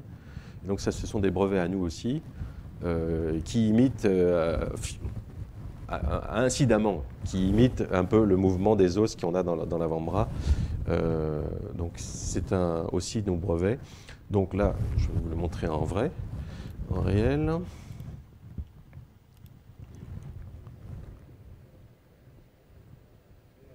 Donc c'est une machine qui peut appliquer des efforts très précis, donc jusqu'à plusieurs kilos dans la paume. Hein. C'est-à-dire c'est une machine qui est quand même puissante. Hein. Beaucoup plus que... Là, on la manipule facilement, mais en réalité, elle a une capacité de charge de plusieurs kilos.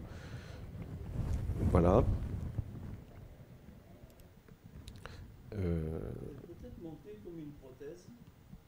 Alors oui, oui, on pourrait, mais l'effort qu'on a fait pour qu'elle entoure le bras ne serait pas valorisé. Mais certains y ont pensé. Alors d'ailleurs, le bras que vous avez vu avant, qui s'appelle Assist, est né après. Et il a été inspiré, en fait, puisqu'on utilise les mêmes actionneurs. Alors les actionneurs, ils sont ici. Ce sont des systèmes de vis et de câbles, mais je vais juste en dire un mot après. Mais en fait, on y a pensé, mais ce serait un petit peu luxueux d'utiliser par exemple cette structure qui est faite pour épouser le bras, alors que si on fait une prothèse, on est à la place du bras, donc on n'a plus la contrainte d'épouser le bras humain.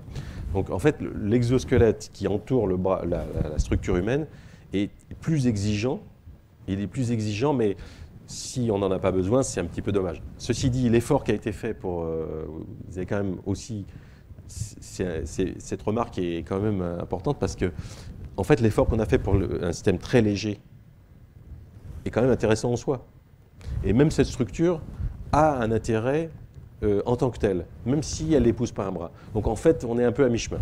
Ceci dit, elle est un peu chère, disons, à fabriquer, mais elle a des intérêts de performance.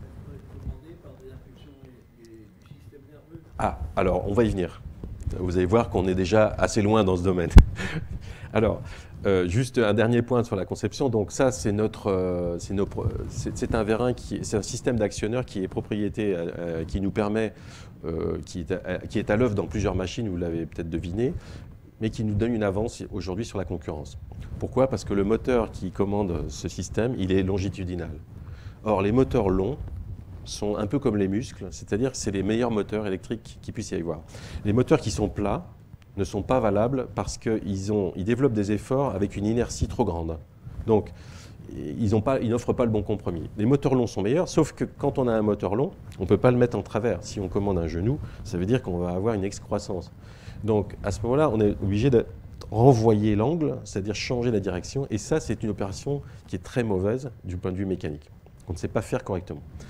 Et avec la finesse requise pour les exigences. Bien sûr, on sait le faire, mais on ne sait pas le faire de façon légère et de façon précise en effort. Parce que les engrenages vont faire des irrégularités, et en plus, ils vont être lourds et encombrants. Donc, on s'est aperçu qu'en développant cet actionneur pour d'autres raisons, il avait la capacité, il était longiligne, c'est-à-dire que le moteur est rangé le long du câble, et donc, vous voyez, ici, on peut produire des efforts très importants, en fait, puisque en fait, on tire avec une vis c'est donc très puissant, et ça tire sur un câble. Mais tout l'art, ça a été de réaliser un système extrêmement réversible, c'est-à-dire que, pour vous donner une idée, si je le fais battre comme un pendule, ici, la vis est entraînée sans aucune friction. C'est comme si c'était un pendule, pour vous donner une idée le niveau de friction qu'on a dedans. Donc c'est très fidèle, et on évite le renvoi d'angle. On n'a pas d'engrenage, on a un système qui est continu, c'est-à-dire si j'exerce un effort là, il passe très fidèlement dans le câble, dans la vis. La vis, c'est une rampe à billes.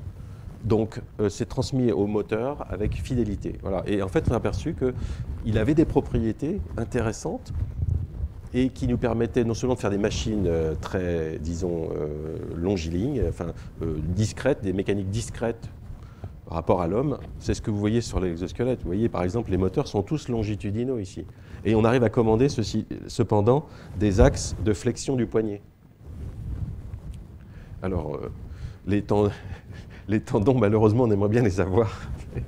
Mais, alors, on appelle ça un peu le muscle électrique, mais c'est vrai que, disons qu'aujourd'hui, il est un des plus proches, on va dire le plus proche, disons qu'il combine l'ensemble des qualités qu'on attend d'un muscle. Mais on peut tirer, alors pour vous donner une idée quand même des efforts, hein,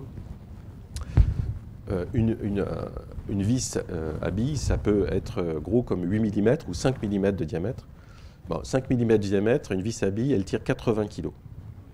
Donc si vous agissez sur une poulie, vous voyez ce que ça donne comme effort. Enfin, vous sentez, bon, les efforts dans les muscles sont très importants. Si je passe à une vis à billes de 10 mm, ce qu'on utilise couramment, on peut tirer 590 kg. Et une vis de 8 mm, 300 à 400 kg. Donc en fait, c'est très léger, ça pèse quelques centaines de grammes, et ça développe des efforts très importants, tout en étant extrêmement discret en frottement. Donc, et ça permet en plus de ranger le moteur dans la bonne direction. Alors là, vous avez l'illustration, par exemple. Je vais essayer de finir quand même, parce que là... Alors, en fait, vous voyez, le câble passe à travers la vis qui est creuse et en fait est attaché à un point central à l'intérieur de la vis, en fait. C'est ça l'originalité. Et le système flottant, donc la vis bat naturellement, elle n'est pas guidée, la vis est flottante, en fait. C'est un système qui est tolérant et donc il peut être monté sur des structures très légères. Le câble, même si le câble s'incline, comme il y a un jeu de fonctionnement ici, il ne va pas altérer, il ne va pas mettre en travers la vis. Donc la vis est libre. Voilà. Et c'est comme ça qu'on arrive, tout simplement, si on peut dire, à ces performances. Et aujourd'hui, vous allez voir que, alors ça, c'est l'exploitation donc en médical. On a fait donc participer à un projet de rééducation où là, il s'agissait d'utiliser l'orthèse pour forcer la coordination. Vous voyez la stratégie qu'on appelle la compensation. Quand on a un handicap, on tente à déplacer l'épaule, alors que ce qu'il faut, c'est déployer le coude. Donc là, c'est nos collègues de l'Institut de Paris 6 qui étaient en partenariat et Garches, l'hôpital de Garches. Et donc on a réalisé des essais sur des patients. Ça s'est étendu sur au moins 4 ans et ça a été un succès. Alors ce qu'on aimerait, c'est maintenant aller plus loin, c'est aller ici c'était une version plus simple de l'orthèse, mais bon, on a commencé à travailler en 2007 jusqu'à 2010 sur ce projet. En tout cas, c'était un succès suffisant pour que maintenant elle soit connue et reconnue par la National Science Foundation aux États-Unis parce qu'elle a été considérée comme la meilleure au monde. Ils ont essayé l'ensemble des projets européens et ils l'ont écrit et c'est dans des rapports officiels. Donc au moins on est à satisfaction, mais on aimerait aller plus loin. Voilà. Alors, j'en arrive aux exosquelettes membres inférieurs. Alors ça, c'est une catégorie de machines qui est en pleine explosion. Hein. Ça, alors là, je n'en ai jamais connu une telle intérêt pour la robotique. Enfin, c'est vraiment explosif. Alors vous voyez des machines qui ont commencé avant nous. Hein. Donc le panorama, on a commencé nous en 2009 avec un projet donc, financé par la DGA, mais dans le cadre du grand emprunt. Qui était pour redynamiser, donc c'était en juillet 2009, et on s'est associé avec une entreprise, donc je l'ai dit, RB3D, une PME de Auxerre, et on avait comme vocation de faire un système qui puisse aussi servir dans le civil, c'est-à-dire qu'il fallait qu'il soit à double emploi. Porter un sac, mais donc les militaires donnaient un peu la direction, mais en même temps porter aussi un patient. Donc au départ on l'a fait à 2 jambes, et après on a ajouté les 2 bras. Et on a, pour illustrer, qu'on pouvait soulever une personne, assister au soulèvement d'une personne, typiquement une infirmière, ce qu'on dit, une infirmière ou infirmier hein, dans les hôpitaux, pour soulever une personne. Donc, ça c'était en 2009. Donc, avant 2009, bon, il y avait déjà les Américains qui avaient des projets militaires. Alors, il y avait aussi ce projet très intéressant, mais qui est un système qui fonctionne avec des cannes, c'est-à-dire qu'il faut qu'il y ait des cannes, il faut que la personne puisse avoir une tonicité, puisque s'il a des cannes, ça veut dire qu'il a des efforts qui passent dans ses bras et qu'il a une résistance. Donc c'est un projet israélien, c'est une petite entreprise et qui est assez remarquable. Et puis, alors il y avait le grand frère japonais qui est là depuis plusieurs années.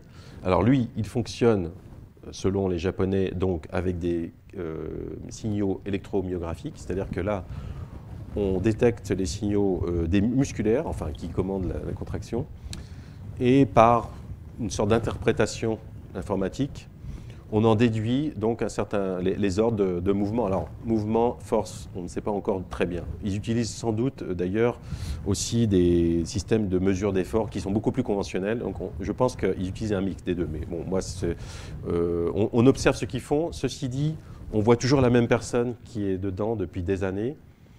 Et disons qu'ils annoncent aussi des réussites même hospitalières, mais en même temps, on ne voit pas d'articles d'évaluation clinique. Donc, on ne sait pas trop quoi en penser, mais enfin, en tout cas, ils ont été un précurseur et en tout cas, ils ont donné une impulsion qui est quand même, là encore, intéressante. Maintenant, alors, par exemple, à Innorobo, l'année dernière, ils y étaient avec Hercule et eux, ils n'ont pas fonctionné et nous, on a marché avec le nôtre, alors que nous, on a sorti le nôtre en 2011, donc on n'a pas l'ancienneté qu'ils ont. Mais ils sont importants dans l'état de l'art. Voilà, c'est... Alors, Voilà, donc il y a aussi celle-ci. Alors ça, c'est rien à voir. C'est une machine de type carcan, on va dire machine à vapeur, hein, machine du 19e, mais qui est stable par elle-même. Et là, la personne est censée se laisser emporter, alors très lentement. Hein. Donc, je ne vais pas vous montrer le film. Mais, alors, d'autres machines qui n'ont un peu rien à voir, qui sont des machines de rééducation. Alors ça, c'est de la robotique professionnelle, ça existe depuis 2000. C'est une société suisse. Alors, il faut noter quand même que, bizarrement, le numéro 1 mondial de la rééducation robotique est suisse. Il n'est ni japonais, ni américain, ni allemand. C'est comme ça.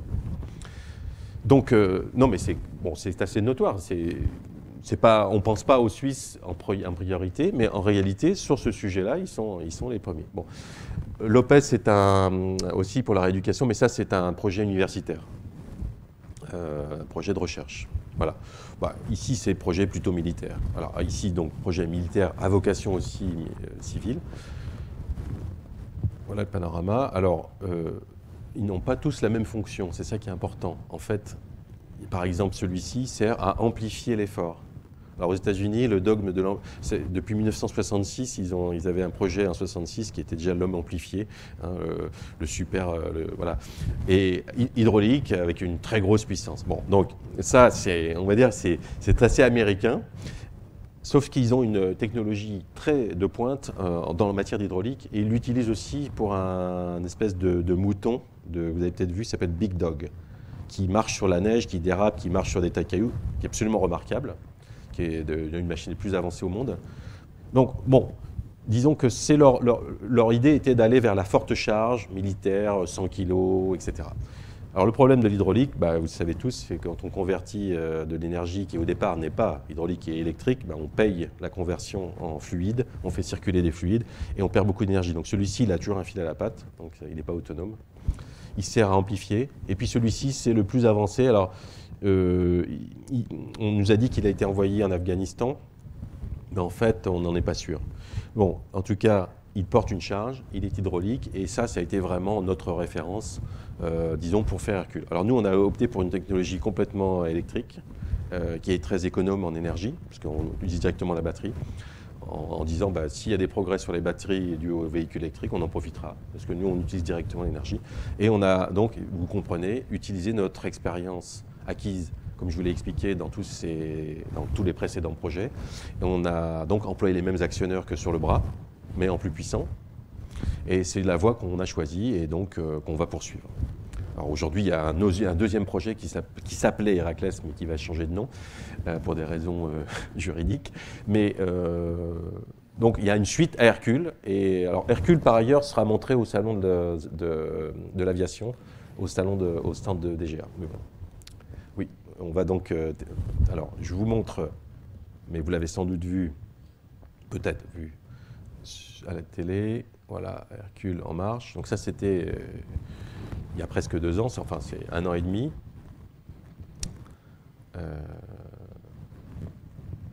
Alors on utilise l'actionneur électrique, je l'ai dit. On a des capteurs qui détectent la verticalité et on calcule des efforts pour équilibrer le poids du sac, tout simplement. Le poids de l'exosquelette et le poids du sac. Voilà. Alors, comment ça fonctionne? Donc, bon, je vais pas détailler trop ici. Je vais peut-être... alors, là, je vous montre la version avec bras. Hein, mais vous verrez peut-être une photo. Je ne sais pas, je n'ai pas de film. Mais, enfin, je n'ai pas de film dans cette présentation. Mais vous voyez qu'on a conçu un bras, toujours avec les mêmes principes, et qui permet de soulever une caisse. Donc ça, c'est vraiment le Hercule complet, on va dire. C'est la version complète, qui a été montré au salon militaire de Eurosatory. Et je pense, alors cet été, donc au salon en juin, je ne sais pas si ce sera cette version qui sera montrée, mais enfin en tout cas, ce sera dans un salon grand public. Alors le principe, c'est bien sûr de reproduire ce que ferait un espèce de contrepoids qui vous suivrait au-dessus et qui, en permanence, équilibrerait le poids de l'exosquelette auquel on attache le sac à dos. Bien sûr, le sac à dos, on l'attache à l'exosquelette. Donc finalement, c'est le poids de l'ensemble qui nous intéresse. Ce n'est pas le poids simplement du sac. Donc la machine pèse 32 kg. Elle a 7 kg de batterie, je crois. Donc c'est quand même assez léger. Mais c'est la première génération. Et elle en soulève 40. Et on a une autonomie de 4 à 5 heures qui a été prouvée, parce que, enfin prouvée, disons qu'on a constaté dans les salons que sur 2 jours, on n'avait pas à recharger la batterie. Donc ça, tout le monde sait qu'on a une autonomie importante avec la machine. Voilà, les applications qu'on envisage, c'est le travail sur les routes, travaux publics, travaux sur les routes, déplacement de charges lourdes et un peu de militaire. Puis voilà, donc il y en a qui pensent aussi à ça pour la sécurité civile, les pompiers. Enfin, il y a vraiment un panorama très large d'applications potentielles.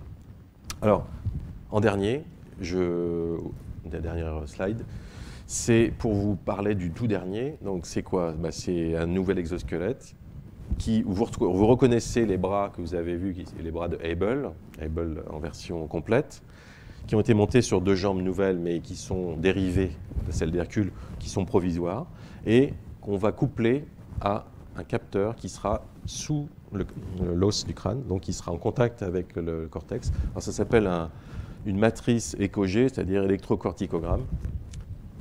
Ça, c'est ce qu'on fait tous les jours avec des électroencéphalogrammes. Ça, c'est ce que les Américains ont tenté, donc avec un projet que vous trouverez aussi sur Internet.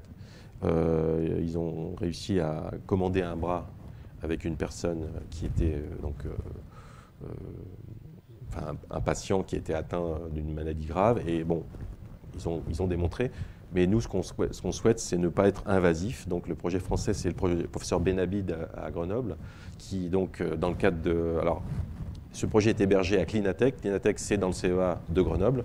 C'est une espèce de concept français très spécial. C'est une clinique, en fait, avec salle bloc opératoire, sur lequel on peut opérer sur des primates et aussi sur des humains, et qui est en fait dédiée à la recherche. C'est-à-dire qu'elle n'a pas l'obligation, elle peut être en permanence mise à disposition de la recherche. Elle n'a pas l'obligation d'être utilisée dans le cadre hospitalier. Donc c'est assez original, parce qu'évidemment les équipes du CEA, donc à Grenoble, comme vous le savez sans doute, sont spécialisées dans l'électronique, donc c'est eux qui ont mis au point le capteur. Et puis nous, on a délégué 3 ingénieurs de notre laboratoire pour créer une équipe complète. Et donc voilà, de ces ingénieurs. Et donc ça a été montré au salon InnoRobot de Lyon, là, en mars. Il existe sur YouTube, celui-là. Voilà. Donc ce projet devrait donner des résultats l'année prochaine, fin d'année ou début de l'année prochaine. On devrait être en mesure, alors soit de bouger des bras, mais de bouger quelque chose, on va dire. Et puis, à terme, le but, c'est de faire marcher des tétraplégiques. Voilà. Donc, on va dire, oui, on est... Donc, d'un côté, les applications immédiates, c'est porter une charge, c'est simple. Mais encore faut-il faire un produit qui soit vraiment probant, léger, très, très, très discret, très efficace.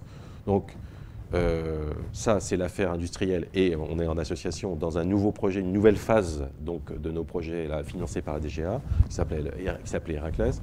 On est sur un projet de recherche balance européen pour les projets de cogestion de l'équilibre, c'est-à-dire avoir quelque chose de plus ambitieux, une machine qui puisse rattraper quand on trébuche, quand on n'est pas assez faible, quand on a une faiblesse, par exemple, quand on est un patient en cours de rééducation.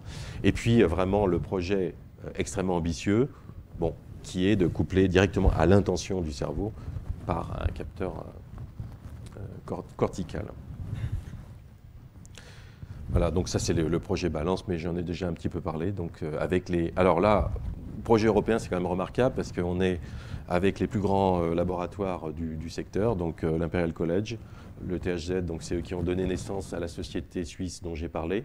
Donc c'est l'université de Zurich, l'université de Twente en Hollande, l'université de Darmstadt, qui est l'Auflab allemand, qui était à Jena avant, je crois, et puis Technalia, qui est une société d'ingénierie, de recherche technologique espagnole.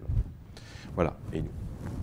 Donc c'est un projet extrêmement ambitieux, ça, dans lequel nous allons apporter notre technologie, bien sûr, d'exosquelette, que vous avez vu, celle d'Hercule notamment, et souvent, selon d'autres versions, puisqu'on est en train de développer en fait une toute nouvelle système mécanique pour la prochaine version. Donc on a une révision complète de toute la machine. Voilà, donc là je remercie les archives de Fontenay-aux-Roses, puisque j'ai réalisé ça aussi en partie avec les archives donc, de notre passage des 25 ans à Fontenay-aux-Roses, et j'ai fait numériser un certain nombre de documents.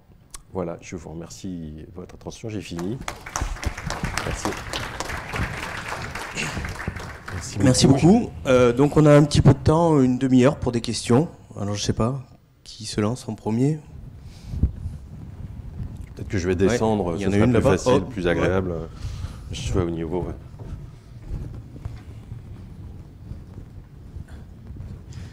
Est-ce que, par rapport au dernier slide qui est assez extraordinaire, là, est-ce que est-ce qu'il n'y a pas encore un frein par rapport à la connaissance du couplage biologique et électronique? Et est-ce que ça vous retarde en quelque sorte? Oui, l'interprétation des signaux. Alors, et ce qui m'a étonné, c'est qu'on passe directement à la connexion au niveau cérébral et pas au niveau des fibres nerveuses intermédiaires. Exact, ouais. On saute une étape? C'est un peu ça, oui. C'est un peu ça. Disons que on a, dans la communauté où on se trouve, disons, oui, notre point de vue, c'est pas trop de compter sur ces signaux musculaires, parce qu'on n'a pas l'impression qu'on pourra, avec ça, arriver au niveau. C'est pour ça que j'ai émis quelques doutes, mais bon, tout le monde les a dans la communauté, hein, vis-à-vis du système japonais. C'est parce qu'en fait, on ne sait pas s'ils utilisent vraiment exactement enfin, on ne sait pas exactement comment ils l'utilisent et s'ils ne l'utilisent pas en combinaison avec un système plus classique. Voilà. Et donc, nous, en tout cas, le point de vue qu'il y a dans le milieu médical, c'est que l'électromyographie on n'est pas au niveau de commander des efforts précis dans une machine. D'ailleurs, il y a quelques films de cette machine japonaise sur les stands qui ont été faits et sur lesquels ils essaient de montrer le principe. Donc ils prennent quelqu'un, ils l'équipent avec des capteurs et puis ils essaient de commander le mouvement. Bon, ce qu'on constate en général, c'est un énorme retard et puis un mouvement très brutal. Donc quelque chose qui n'est pas en rapport, si vous voulez, avec la précision qu'il faut, par exemple, simplement pour porter le sac à dos. Pour porter le sac à dos, chaque fraction d'angle, il faut recalculer l'effort dans le moteur, vous voyez, pour maintenir la force verticale. Vous voyez, donc c'est tous les quelques millisecondes qu'on recalcule l'effort. Bon, on ne peut pas, avec les signaux myographiques, espérer avoir cette précision-là. Donc, on pense qu'ils l'utilisent peut-être pour lancer la machine et qu'après ils utilisent des capteurs d'effort. Bon, voilà. Donc, nous, on n'a pas une grande confiance là-dedans. Et c'est un peu la communauté. Hein. C'est assez partagé. Et donc, en fait, on préfère développer peut-être des méthodes un peu plus classiques pour un certain niveau d'assistance, puis après, plutôt compter sur des développements plus ambitieux. Mais bon, il est vrai que l'interprétation des signaux du cerveau pose énorme problème également. La différence, c'est qu'on espère sans doute être un peu plus près de quelque chose d'interprétable. Mais c'est un pari. Je ne sais pas lequel va gagner. Mais enfin, les signaux musculaires, de toute façon, ils arrivent aussi un peu en retard par rapport à l'intention. Donc il y a aussi cette idée que le muscle, c'est déjà l'action. Bon, c'est rapide, mais c'est quand même déjà l'action. Surtout, c'est la fiabilité avec laquelle il faut interpréter avec régularité, et aussi d'un patient à l'autre, d'un moment à l'autre. Par exemple, les capteurs myographiques, si vous transpirez, ils changent de caractéristiques. Donc, c'est très difficile d'avoir une fiabilité. Oui. Moi, j'ai vu monsieur opéré en 1991 avec moi à la Malou-les-Bains. Oui. Et il avait donc l'avant-bras complètement broyé. Il a été remplacé. On lui a monté une orthèse avant-bras, main, et je l'ai vu fonctionner. Il avait des capteurs sur son numérus, Ouais. et sa main fonctionnait. Ouais. Il a réussi à faire fonctionner correctement sa main, c'est-à-dire qu'il réussit. Moi, il m'a fait rire parce que je suis rentré dans l'atelier où il travaillait et on lui faisait prendre des œufs. Alors, au début, il avait une puissance de 16 mètres kilos. Oui. Hein, la pince, alors, ça éclatait à chaque fois. Oui, il avait une prothèse. Le bras était remplacé par une prothèse, ça, et on détectait les signaux ici. Oui, il avait l'avant-bras, pas le bras. Oui, l'avant-bras pour remplacer l'avant-bras et une main. Oui, il avait le numérus qui était encore là. Oui, c'est ça. Et donc, les signaux étaient captés sur la partie musculaire ici. Et ça marchait très bien. Il était heureux. D'accord. Et il arrivait à faire quel genre de geste avec ? C'est une pince artificielle, ouvrir, fermer, c'est ça ? Tous les gestes que nous faisons, tous les gestes que je fais, moi. Sauf évidemment, il n'avait que 2 doigts, il n'avait que la pince, si vous voulez. D'accord. Et pour l'esthétique, on lui a monté sa femme préférait qu'il y ait une main avec rosé, un peu Oui, de d'accord. couleur du corps. Mm. Mais au point de vue pratique, il préférait, lui, la pince. C'était extraordinaire. Il la D'accord. faisait tourner comme une visseuse, par exemple. D'accord. Ouais. Mais alors, effectivement, mais c'est déjà remarquable, mais il y a une différence entre commander un effort proportionnel, c'est-à-dire un mouvement, enfin je sais pas, ou déclencher Oui. un mouvement. Parce que je pense qu'il déclenchait effectivement des mouvements, Oui. mais après, l'exécution du mouvement, c'était la machine qui devait faire tourner à une certaine vitesse, et puis peut-être il l'arrêtait. Et par une succession d'ordres, peut-être qu'il arrivait comme ça à commander, je l'imagine. Ben, il Parce arrêtait qu'il correctement. n'avait pas un mouvement Il fluide. arrêtait correctement, c'est par le D'accord. cérébral. Oui, d'accord, il s'était entraîné, etc. Oui, oui. Bah, écoutez, je ne connais pas cet exemple, mais je Ah, pense mais quand même beaucoup. qu'il subsiste quand même la difficulté de contrôler de façon C'était fine et extraordinaire. proportionnelle. Enfin, ouais. Moi, j'aurais voulu ça pour moi. D'accord.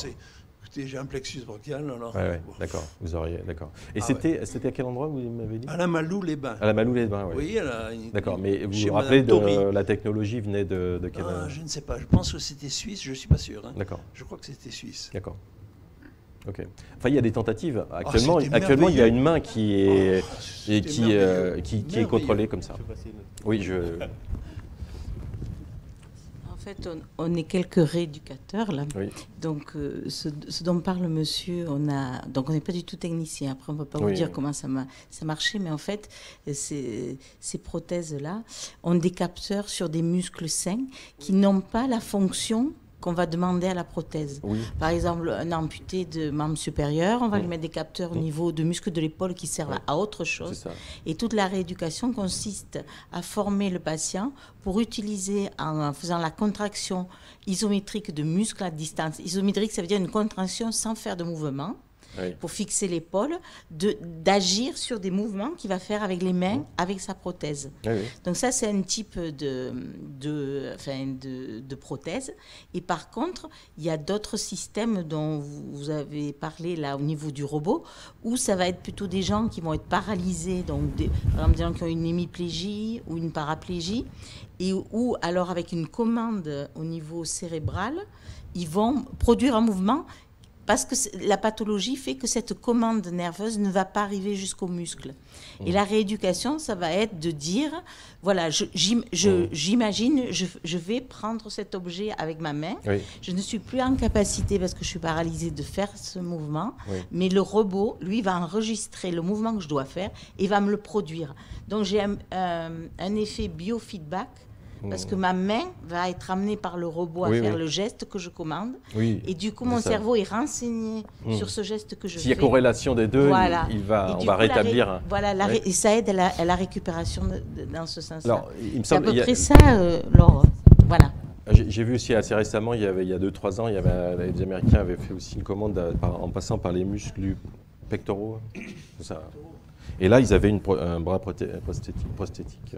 D'accord. Mais ne pourrait-on pas aller directement, Mais- par exemple, dans le sillon médian pour les bras, là où c'est le siège, le sillon médian gauche, le lieu où le plexus brachial droit Hum. à son nom informe le centre qui dirige les mouvements du plexus brachial droit. Est-ce qu'on ne pourrait pas partir donc de là et innerver le bras où il y a eu rupture de commande et puis refaire la commande? Sûrement d'un centre central. Alors la Oui, mais là- le cerveau, ça je ne sais pas trop. La moelle épinière, si elle est, oui, Et si elle n'est pas coupée, Oui, voilà, c'est ça. si elle n'est pas coupée. Moi, c'est coupé.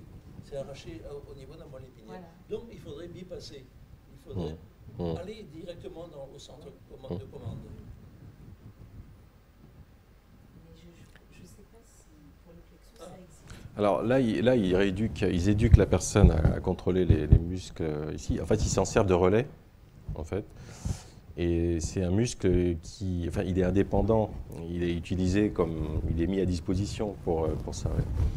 Mais donc là, dans la marche, c'est un peu différent parce qu'il faut capter ce que l'homme fait et faire la même chose avec la machine. Donc il faut que ce soit parallèle, instantané. Sinon, s'il y a un écart de mouvement ou de force, vous avez une gêne. Donc ce que je voulais dire sur la machine japonaise, c'est ça, quoi. Donc c'est le doute qu'on a, mais Il y a des robots qui compensent complètement et il y a des autres qui sont sont possibles. Oui. C'est ça, parce qu'il y a des gens qui ne peuvent Oui. pas du tout. Qui ne peuvent Oui, c'est rien ça, faire, oui. et puis il y a des Oui, gens qui ne peuvent faire un peu. C'est pas fonctionnel. Oui, Ils c'est ne ça. peuvent pas Ah oui. tenir debout, marcher, mais ils ont quand même des petits mouvements qui démarrent et qui, assistés par un robot, leur permettent de se tenir debout, de marcher. Oui. Alors, ça, on retrouve Alors, ce que me disent les collègues qui font cliniciens, c'est que l'homme qui a une pathologie, la diversité est énorme, alors que la normale, voilà, enfin, vous connaissez. Et donc, c'est une des difficultés, c'est qu'il y a autant de cas, enfin, il y a un grand nombre de cas, et la compréhension est très, très difficile. Enfin, bon, là, je suis intéressé par ce que vous me dites, mais je pense quand même qu'il me semble, dans les souvenirs que j'ai, c'est que les machines filtrent, c'est-à-dire qu'on déclenche quelque chose, mais on ne réalise pas complètement l'équivalent du mouvement, c'est-à-dire qu'on n'a pas un contrôle continu. Alors, c'est ce que j'avais en mémoire. Maintenant, si vous me dites que vous aviez vu quelque chose parce qu'il me semble que... parce que suivre vraiment les mouvements de l'intention, c'est très complexe. Hein. Ah oui, oui, oui. D'accord. Il pouvait souder, par exemple. Oui. Oui, alors ça, on peut dire à la machine, alors avec des astuces de commande, on peut faire en sorte que ça donne l'impression de suivre. Il y a des niveaux de complexité, de finesse quand même dans la commande. Mais le problème, c'est de retrouver la complexité de l'ordre humain dans un geste qui est notoirement difficile. Hein. Ouais. Donc, je pense pas qu'on en soit encore... enfin, en tout cas, j'ai déjà vu aussi récemment, j'ai vu une main aussi, quand même, il faut le signaler. Récemment, j'ai vu une main avec quelques doigts, enfin une main artificielle, qui était commandée par des signaux myoélectriques. Mais c'est pareil, quand on arrive sur l'objet, qu'est-ce qu'on contrôle alors? Est-ce qu'on contrôle la force ou est-ce qu'on va à certaines positions et puis on espère que l'objet va résister? Vous voyez, c'est pas la même chose d'imposer. Si l'objet est mou, vous pouvez imposer la position, mais s'il est dur, ça ne marchera pas, ça va casser. Donc c'est assez difficile. Ouais. Ouais.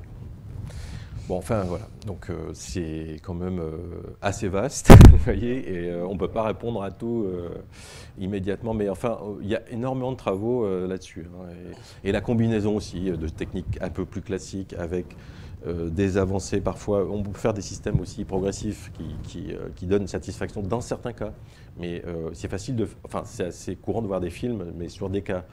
Et après, le problème, c'est qu'on imagine qu'on peut transposer. C'est une difficulté. Je sais qu'on me l'a encore dit, j'étais à un groupe européen là, sur les cliniciens qui s'appelle COST. C'est un projet européen, c'est uniquement un réseau, donc avec des réunions qu'on voit dans les hôpitaux, etc. On était en Italie et ils m'ont dit le problème, c'est la complexité énorme des cas, la diversité dès qu'on est en pathologie. Bon. Ceci dit, on espère quand même que ça va payer, mais bon, et pour que les coûts baissent, parce qu'en médical, il faut qu'on arrive, parce qu'au coma, là, les sociétés suisses comme ça, les prix de vente, ils sont quand même extrêmement élevés, les marges sont énormes, parce qu'il y a les normes, il y a les normes à payer, les assurances qualité. Donc une grande aventure, c'est quand même de faire passer dans l'industrie pour d'autres tâches, d'exploiter le levier de l'industrie pour faire baisser les coûts et pousser aussi pour que la sécurité ne coûte pas aussi cher. Parce qu'un logiciel sûr, ça ne doit pas, il ne faut pas que ça coûte aussi cher qu'aujourd'hui. Aujourd'hui, ça coûte trop cher. Ou de multiplier, par exemple, des calculateurs. Maintenant, les calculateurs vont baisser, donc on pourrait peut-être mettre 2 calculateurs facilement. Vous voyez, donc ça va faire ce qu'on fait dans l'aviation, donc plus de sûreté. Voilà. C'est vaste. On a encore un peu du temps, s'il y a des questions. Étienne? J'ai pas vu de couplage avec des ordres vocaux. Pourtant, aujourd'hui, on a plein de choses qui marchent à la voix. Et j'ai rien vu dans ce domaine qui couplerait. Vous trouvez qu'il y en a beaucoup? Je dirais que c'est vrai que c'est des commandes simples, mais aujourd'hui, la reconnaissance vocale, c'est quand même beaucoup amélioré. Oui. Alors, est-ce qu'on l'a tenté, ça, dans l'assistance handicapée? Je n'ai pas en mémoire. J'ai pas en mémoire, ça. Ça paraît plus simple que de rééduquer certains muscles pour arriver à faire quelque chose. Oui. Si la personne est en capacité de parler. Oui. On n'a pas travaillé là-dessus, je ne me reviens pas. Et pourquoi? Non, mais je cherche pourquoi.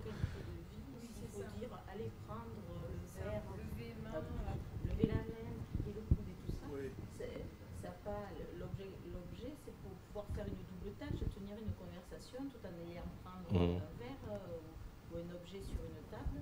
Donc la commande vocale, elle est pas. Par contre, peut-être que pour vraiment les tétras très. Alors, il y a des commandes oui. populaires, il y a des commandes. Oui, non, mais il y a plein de collègues qui travaillent au CNRS, notamment il y a pas mal de laboratoires qui travaillent sur tous ces sujets-là. Hein, attention, parce que là, je présente que mon laboratoire au CEA, donc c'est tout à fait partiel. Hein. Bien que bon, on couvre un assez grand, mais c'est tout à fait partiel quand même par rapport à l'ensemble de la robotique et du monde de recherche. Hein. C'est vraiment, oui. D'ailleurs, il y avait une conférence qui s'appelait Handicap, je ne sais pas si elle existe toujours en français, oui, en langue française. Hein. Et on avait participé en 2004 et en 2008, je crois. Je ne sais pas si vous la connaissez. Où là, il y avait vraiment une confrontation, il y avait beaucoup de papiers, de communication dans le monde francophone. Une dernière Autre question? J'ai une question suite à votre commentaire sur le team qui a été formé entre le team franco-allemand suite à l'événement de Fukushima. Alors c'est clair que ce team a été formé... je n'ai pas dit suite à Fukushima. Le team franco-allemand, non, alors je me suis mal exprimé. Le team franco-allemand, il travaille ensemble depuis de très nombreuses années. Très nombreuses années.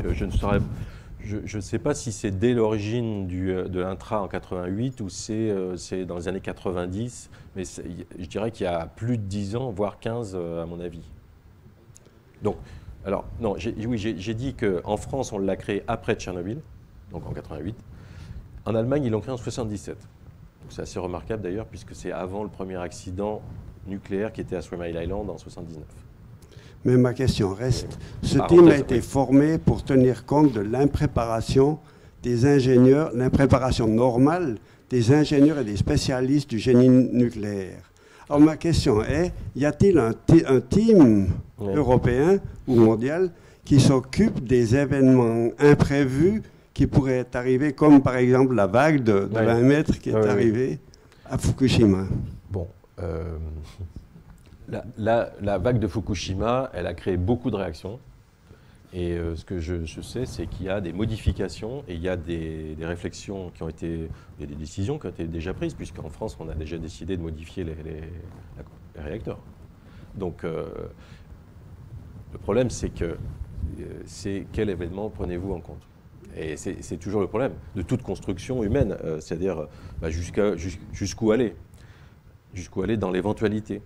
Donc ah oui, mais ça, on ne peut rien faire de parfait. Donc à ce moment-là, si vous voulez, c'est le problème du risque. Quel risque acceptons de prendre et comment l'évaluer, le calculer et dire c'est une chance sur temps, etc. Ça ne veut pas dire grand-chose. Une fois que ça arrive, bon, voilà. Donc vous êtes obligé. Donc bon, déjà il y a ça. Et puis après, donc si ça arrive, il faut aussi être capable de réagir. Donc il faut diminuer la probabilité, mais en même temps, il faut être capable d'agir si ça arrive quand même. Il faut faire les deux. Mais en tout cas. Alors, il y a des conséquences, donc modification de la construction, ne serait-ce qu'à Fessenheim, puisqu'il faut modifier le radier, donc c'est quand même quelque chose. Bon, il y a d'autres travaux, mais ça, je ne suis pas un spécialiste, donc je ne peux pas... Alors, la force d'action rapide, c'est plus pour empêcher que ça devienne un accident. Donc, c'est plutôt la divergence... C'est éviter la fusion nucléaire, et puis, la rendre très très peu probable. C'est ça, oui. En cas de fusion, on peut mitiger le risque, c'est le cas de l'EPR, qui fait en sorte qu'il n'y ait pas d'évacuation parce qu'on a fait en sorte que le risque soit fortement diminué. Oui. Mais enfin, Fukushima pose le problème d'un risque non prévu, évidemment, puisque à l'époque, ils n'ont pas calculé que la vague pouvait atteindre cette valeur. Alors moi, j'ai visité le site il y a un an, là, je suis allé, et la centrale qui se trouve juste à côté, Daini, elle a connu une vague, mais une vague normale, on va dire. Et il se trouve que là, il y a eu conjonction de 3 vagues qui a fait dépasser de 4-5 mètres la valeur prévue. Bon, donc ça veut dire qu'il n'avait pas calculé. ils n'avaient pas pris les bonnes hypothèses. Bon, c'est ça qui est spectaculaire, c'est qu'ils ont prouvé que cet événement qui était... Enfin, ils ne pouvaient pas le considérer, l'imaginer à cette époque. Voilà, c'est un fait. Maintenant, après, la réaction qu'ils ont eue aussi, il y a des critiques qui ont été émises sur la façon dont ils auraient pu éviter, sans doute, que ça prenne cette ampleur. Mais là, je ne veux pas entrer dans ce débat parce que c'est quand même assez délicat, mais il semblerait quand même qu'il y a eu un petit peu de retard dans certaines décisions. Bon, ceci dit, je pense qu'on ne peut pas évacuer l'idée qu'il vaut mieux avoir quand même des moyens d'intervention, même si le risque, effectivement, en France, avec la théorie, d'abord, on a des réacteurs différents. On n'est pas sur une zone sismique comme le Japon, on n'a pas des tsunamis, etc. Bon, on a des inondations, donc les inondations, ça a été traité là, dans ce cadre-là, enfin, il me semble. Maintenant, le problème, c'est qu'à un moment, il faut s'arrêter. Partout, dans n'importe quelle hypothèse, un jour, il faut dire ce risque-là, non, je ne le considère pas comme valable. Donc ça, c'est une philosophie du risque, ça va assez loin, hein. C'est assez complexe, puisque en pratique, on ne peut pas calculer un risque zéro, c'est impossible. Donc, dans toute activité, alors le nucléaire, évidemment, par les conséquences, est différent des autres, mais bon, en tout cas, pour la robotique, moi, je trouve sain quand même qu'il y ait un groupe prêt à limiter les conséquences. Donc, c'est ce que font les Allemands. D'ailleurs, ils l'expliquent en disant que eux, c'est limiter les conséquences c'est limiter les conséquences, mais pas par les moyens robotiques, par tout moyen à disposition. C'est pas spécifiquement robotique. Enfin bon, c'est un peu une petite différence avec la France. Parce que là, ils auraient été quand même, ces robots-là, s'ils avaient été envoyés à Fukushima, ils auraient quand même pu servir un peu plus que ce qui a été utilisé à Fukushima. Parce que la robotique, c'est surtout les grues qui ont servi à monter un toit en partie de l'opération, justement en télécommandant les grues avec notamment des fibres optiques. Enfin, ils ont utilisé des moyens de téléopération. Ils ont transformé des engins normaux en robots. Et ça, moi, au bout d'un an, j'ai vu qu'ils avaient construit entièrement le toit et les côtés. Et au moins, ils l'ont même fait sur un deuxième, je crois, très, très peu de temps après, où ils étaient déjà sur le deuxième. Donc, je trouve que par rapport à Tchernobyl, c'est une sacrée différence. Mais bon, c'est grosso modo, c'est pas le même cas, mais c'est quand même une belle réaction. Mais les robots en tant que tels, ceux qu'on connaît, les engins qui se baladent sur un escalier, avec une caméra, ou qui sont télécommandés, ceux-là n'ont pas prouvé une grande efficacité.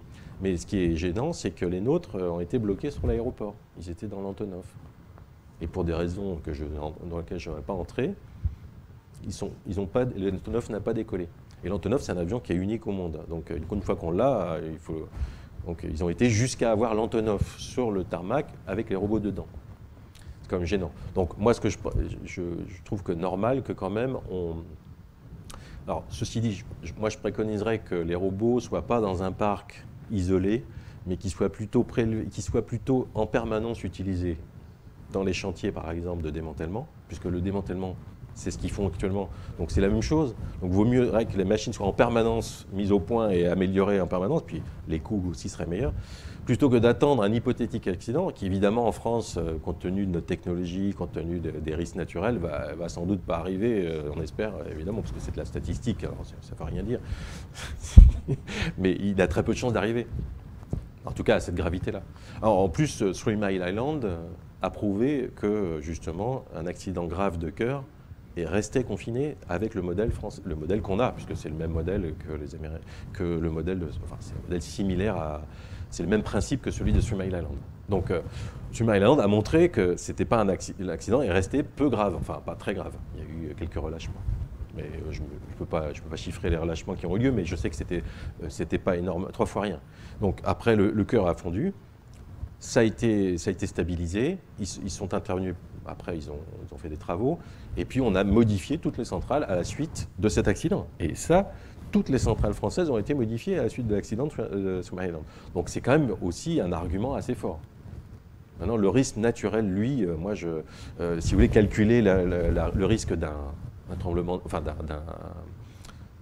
de terre très grave, ça, Ça, je ne sais pas où on en est dans la sûreté du calcul, quoi, dans la fiabilité. On s'éloigne un peu de la robotique et du handicap, mais voilà. On peut s'arrêter là si vous voulez bien, et puis on va te remercier encore une fois pour cet exposé. Ouais, merci beaucoup de vos questions et de votre intérêt. Merci beaucoup. C'est très agréable. Et donc je vous rappelle le prochain exposé sur la maladie d'Alzheimer et un point sur la recherche.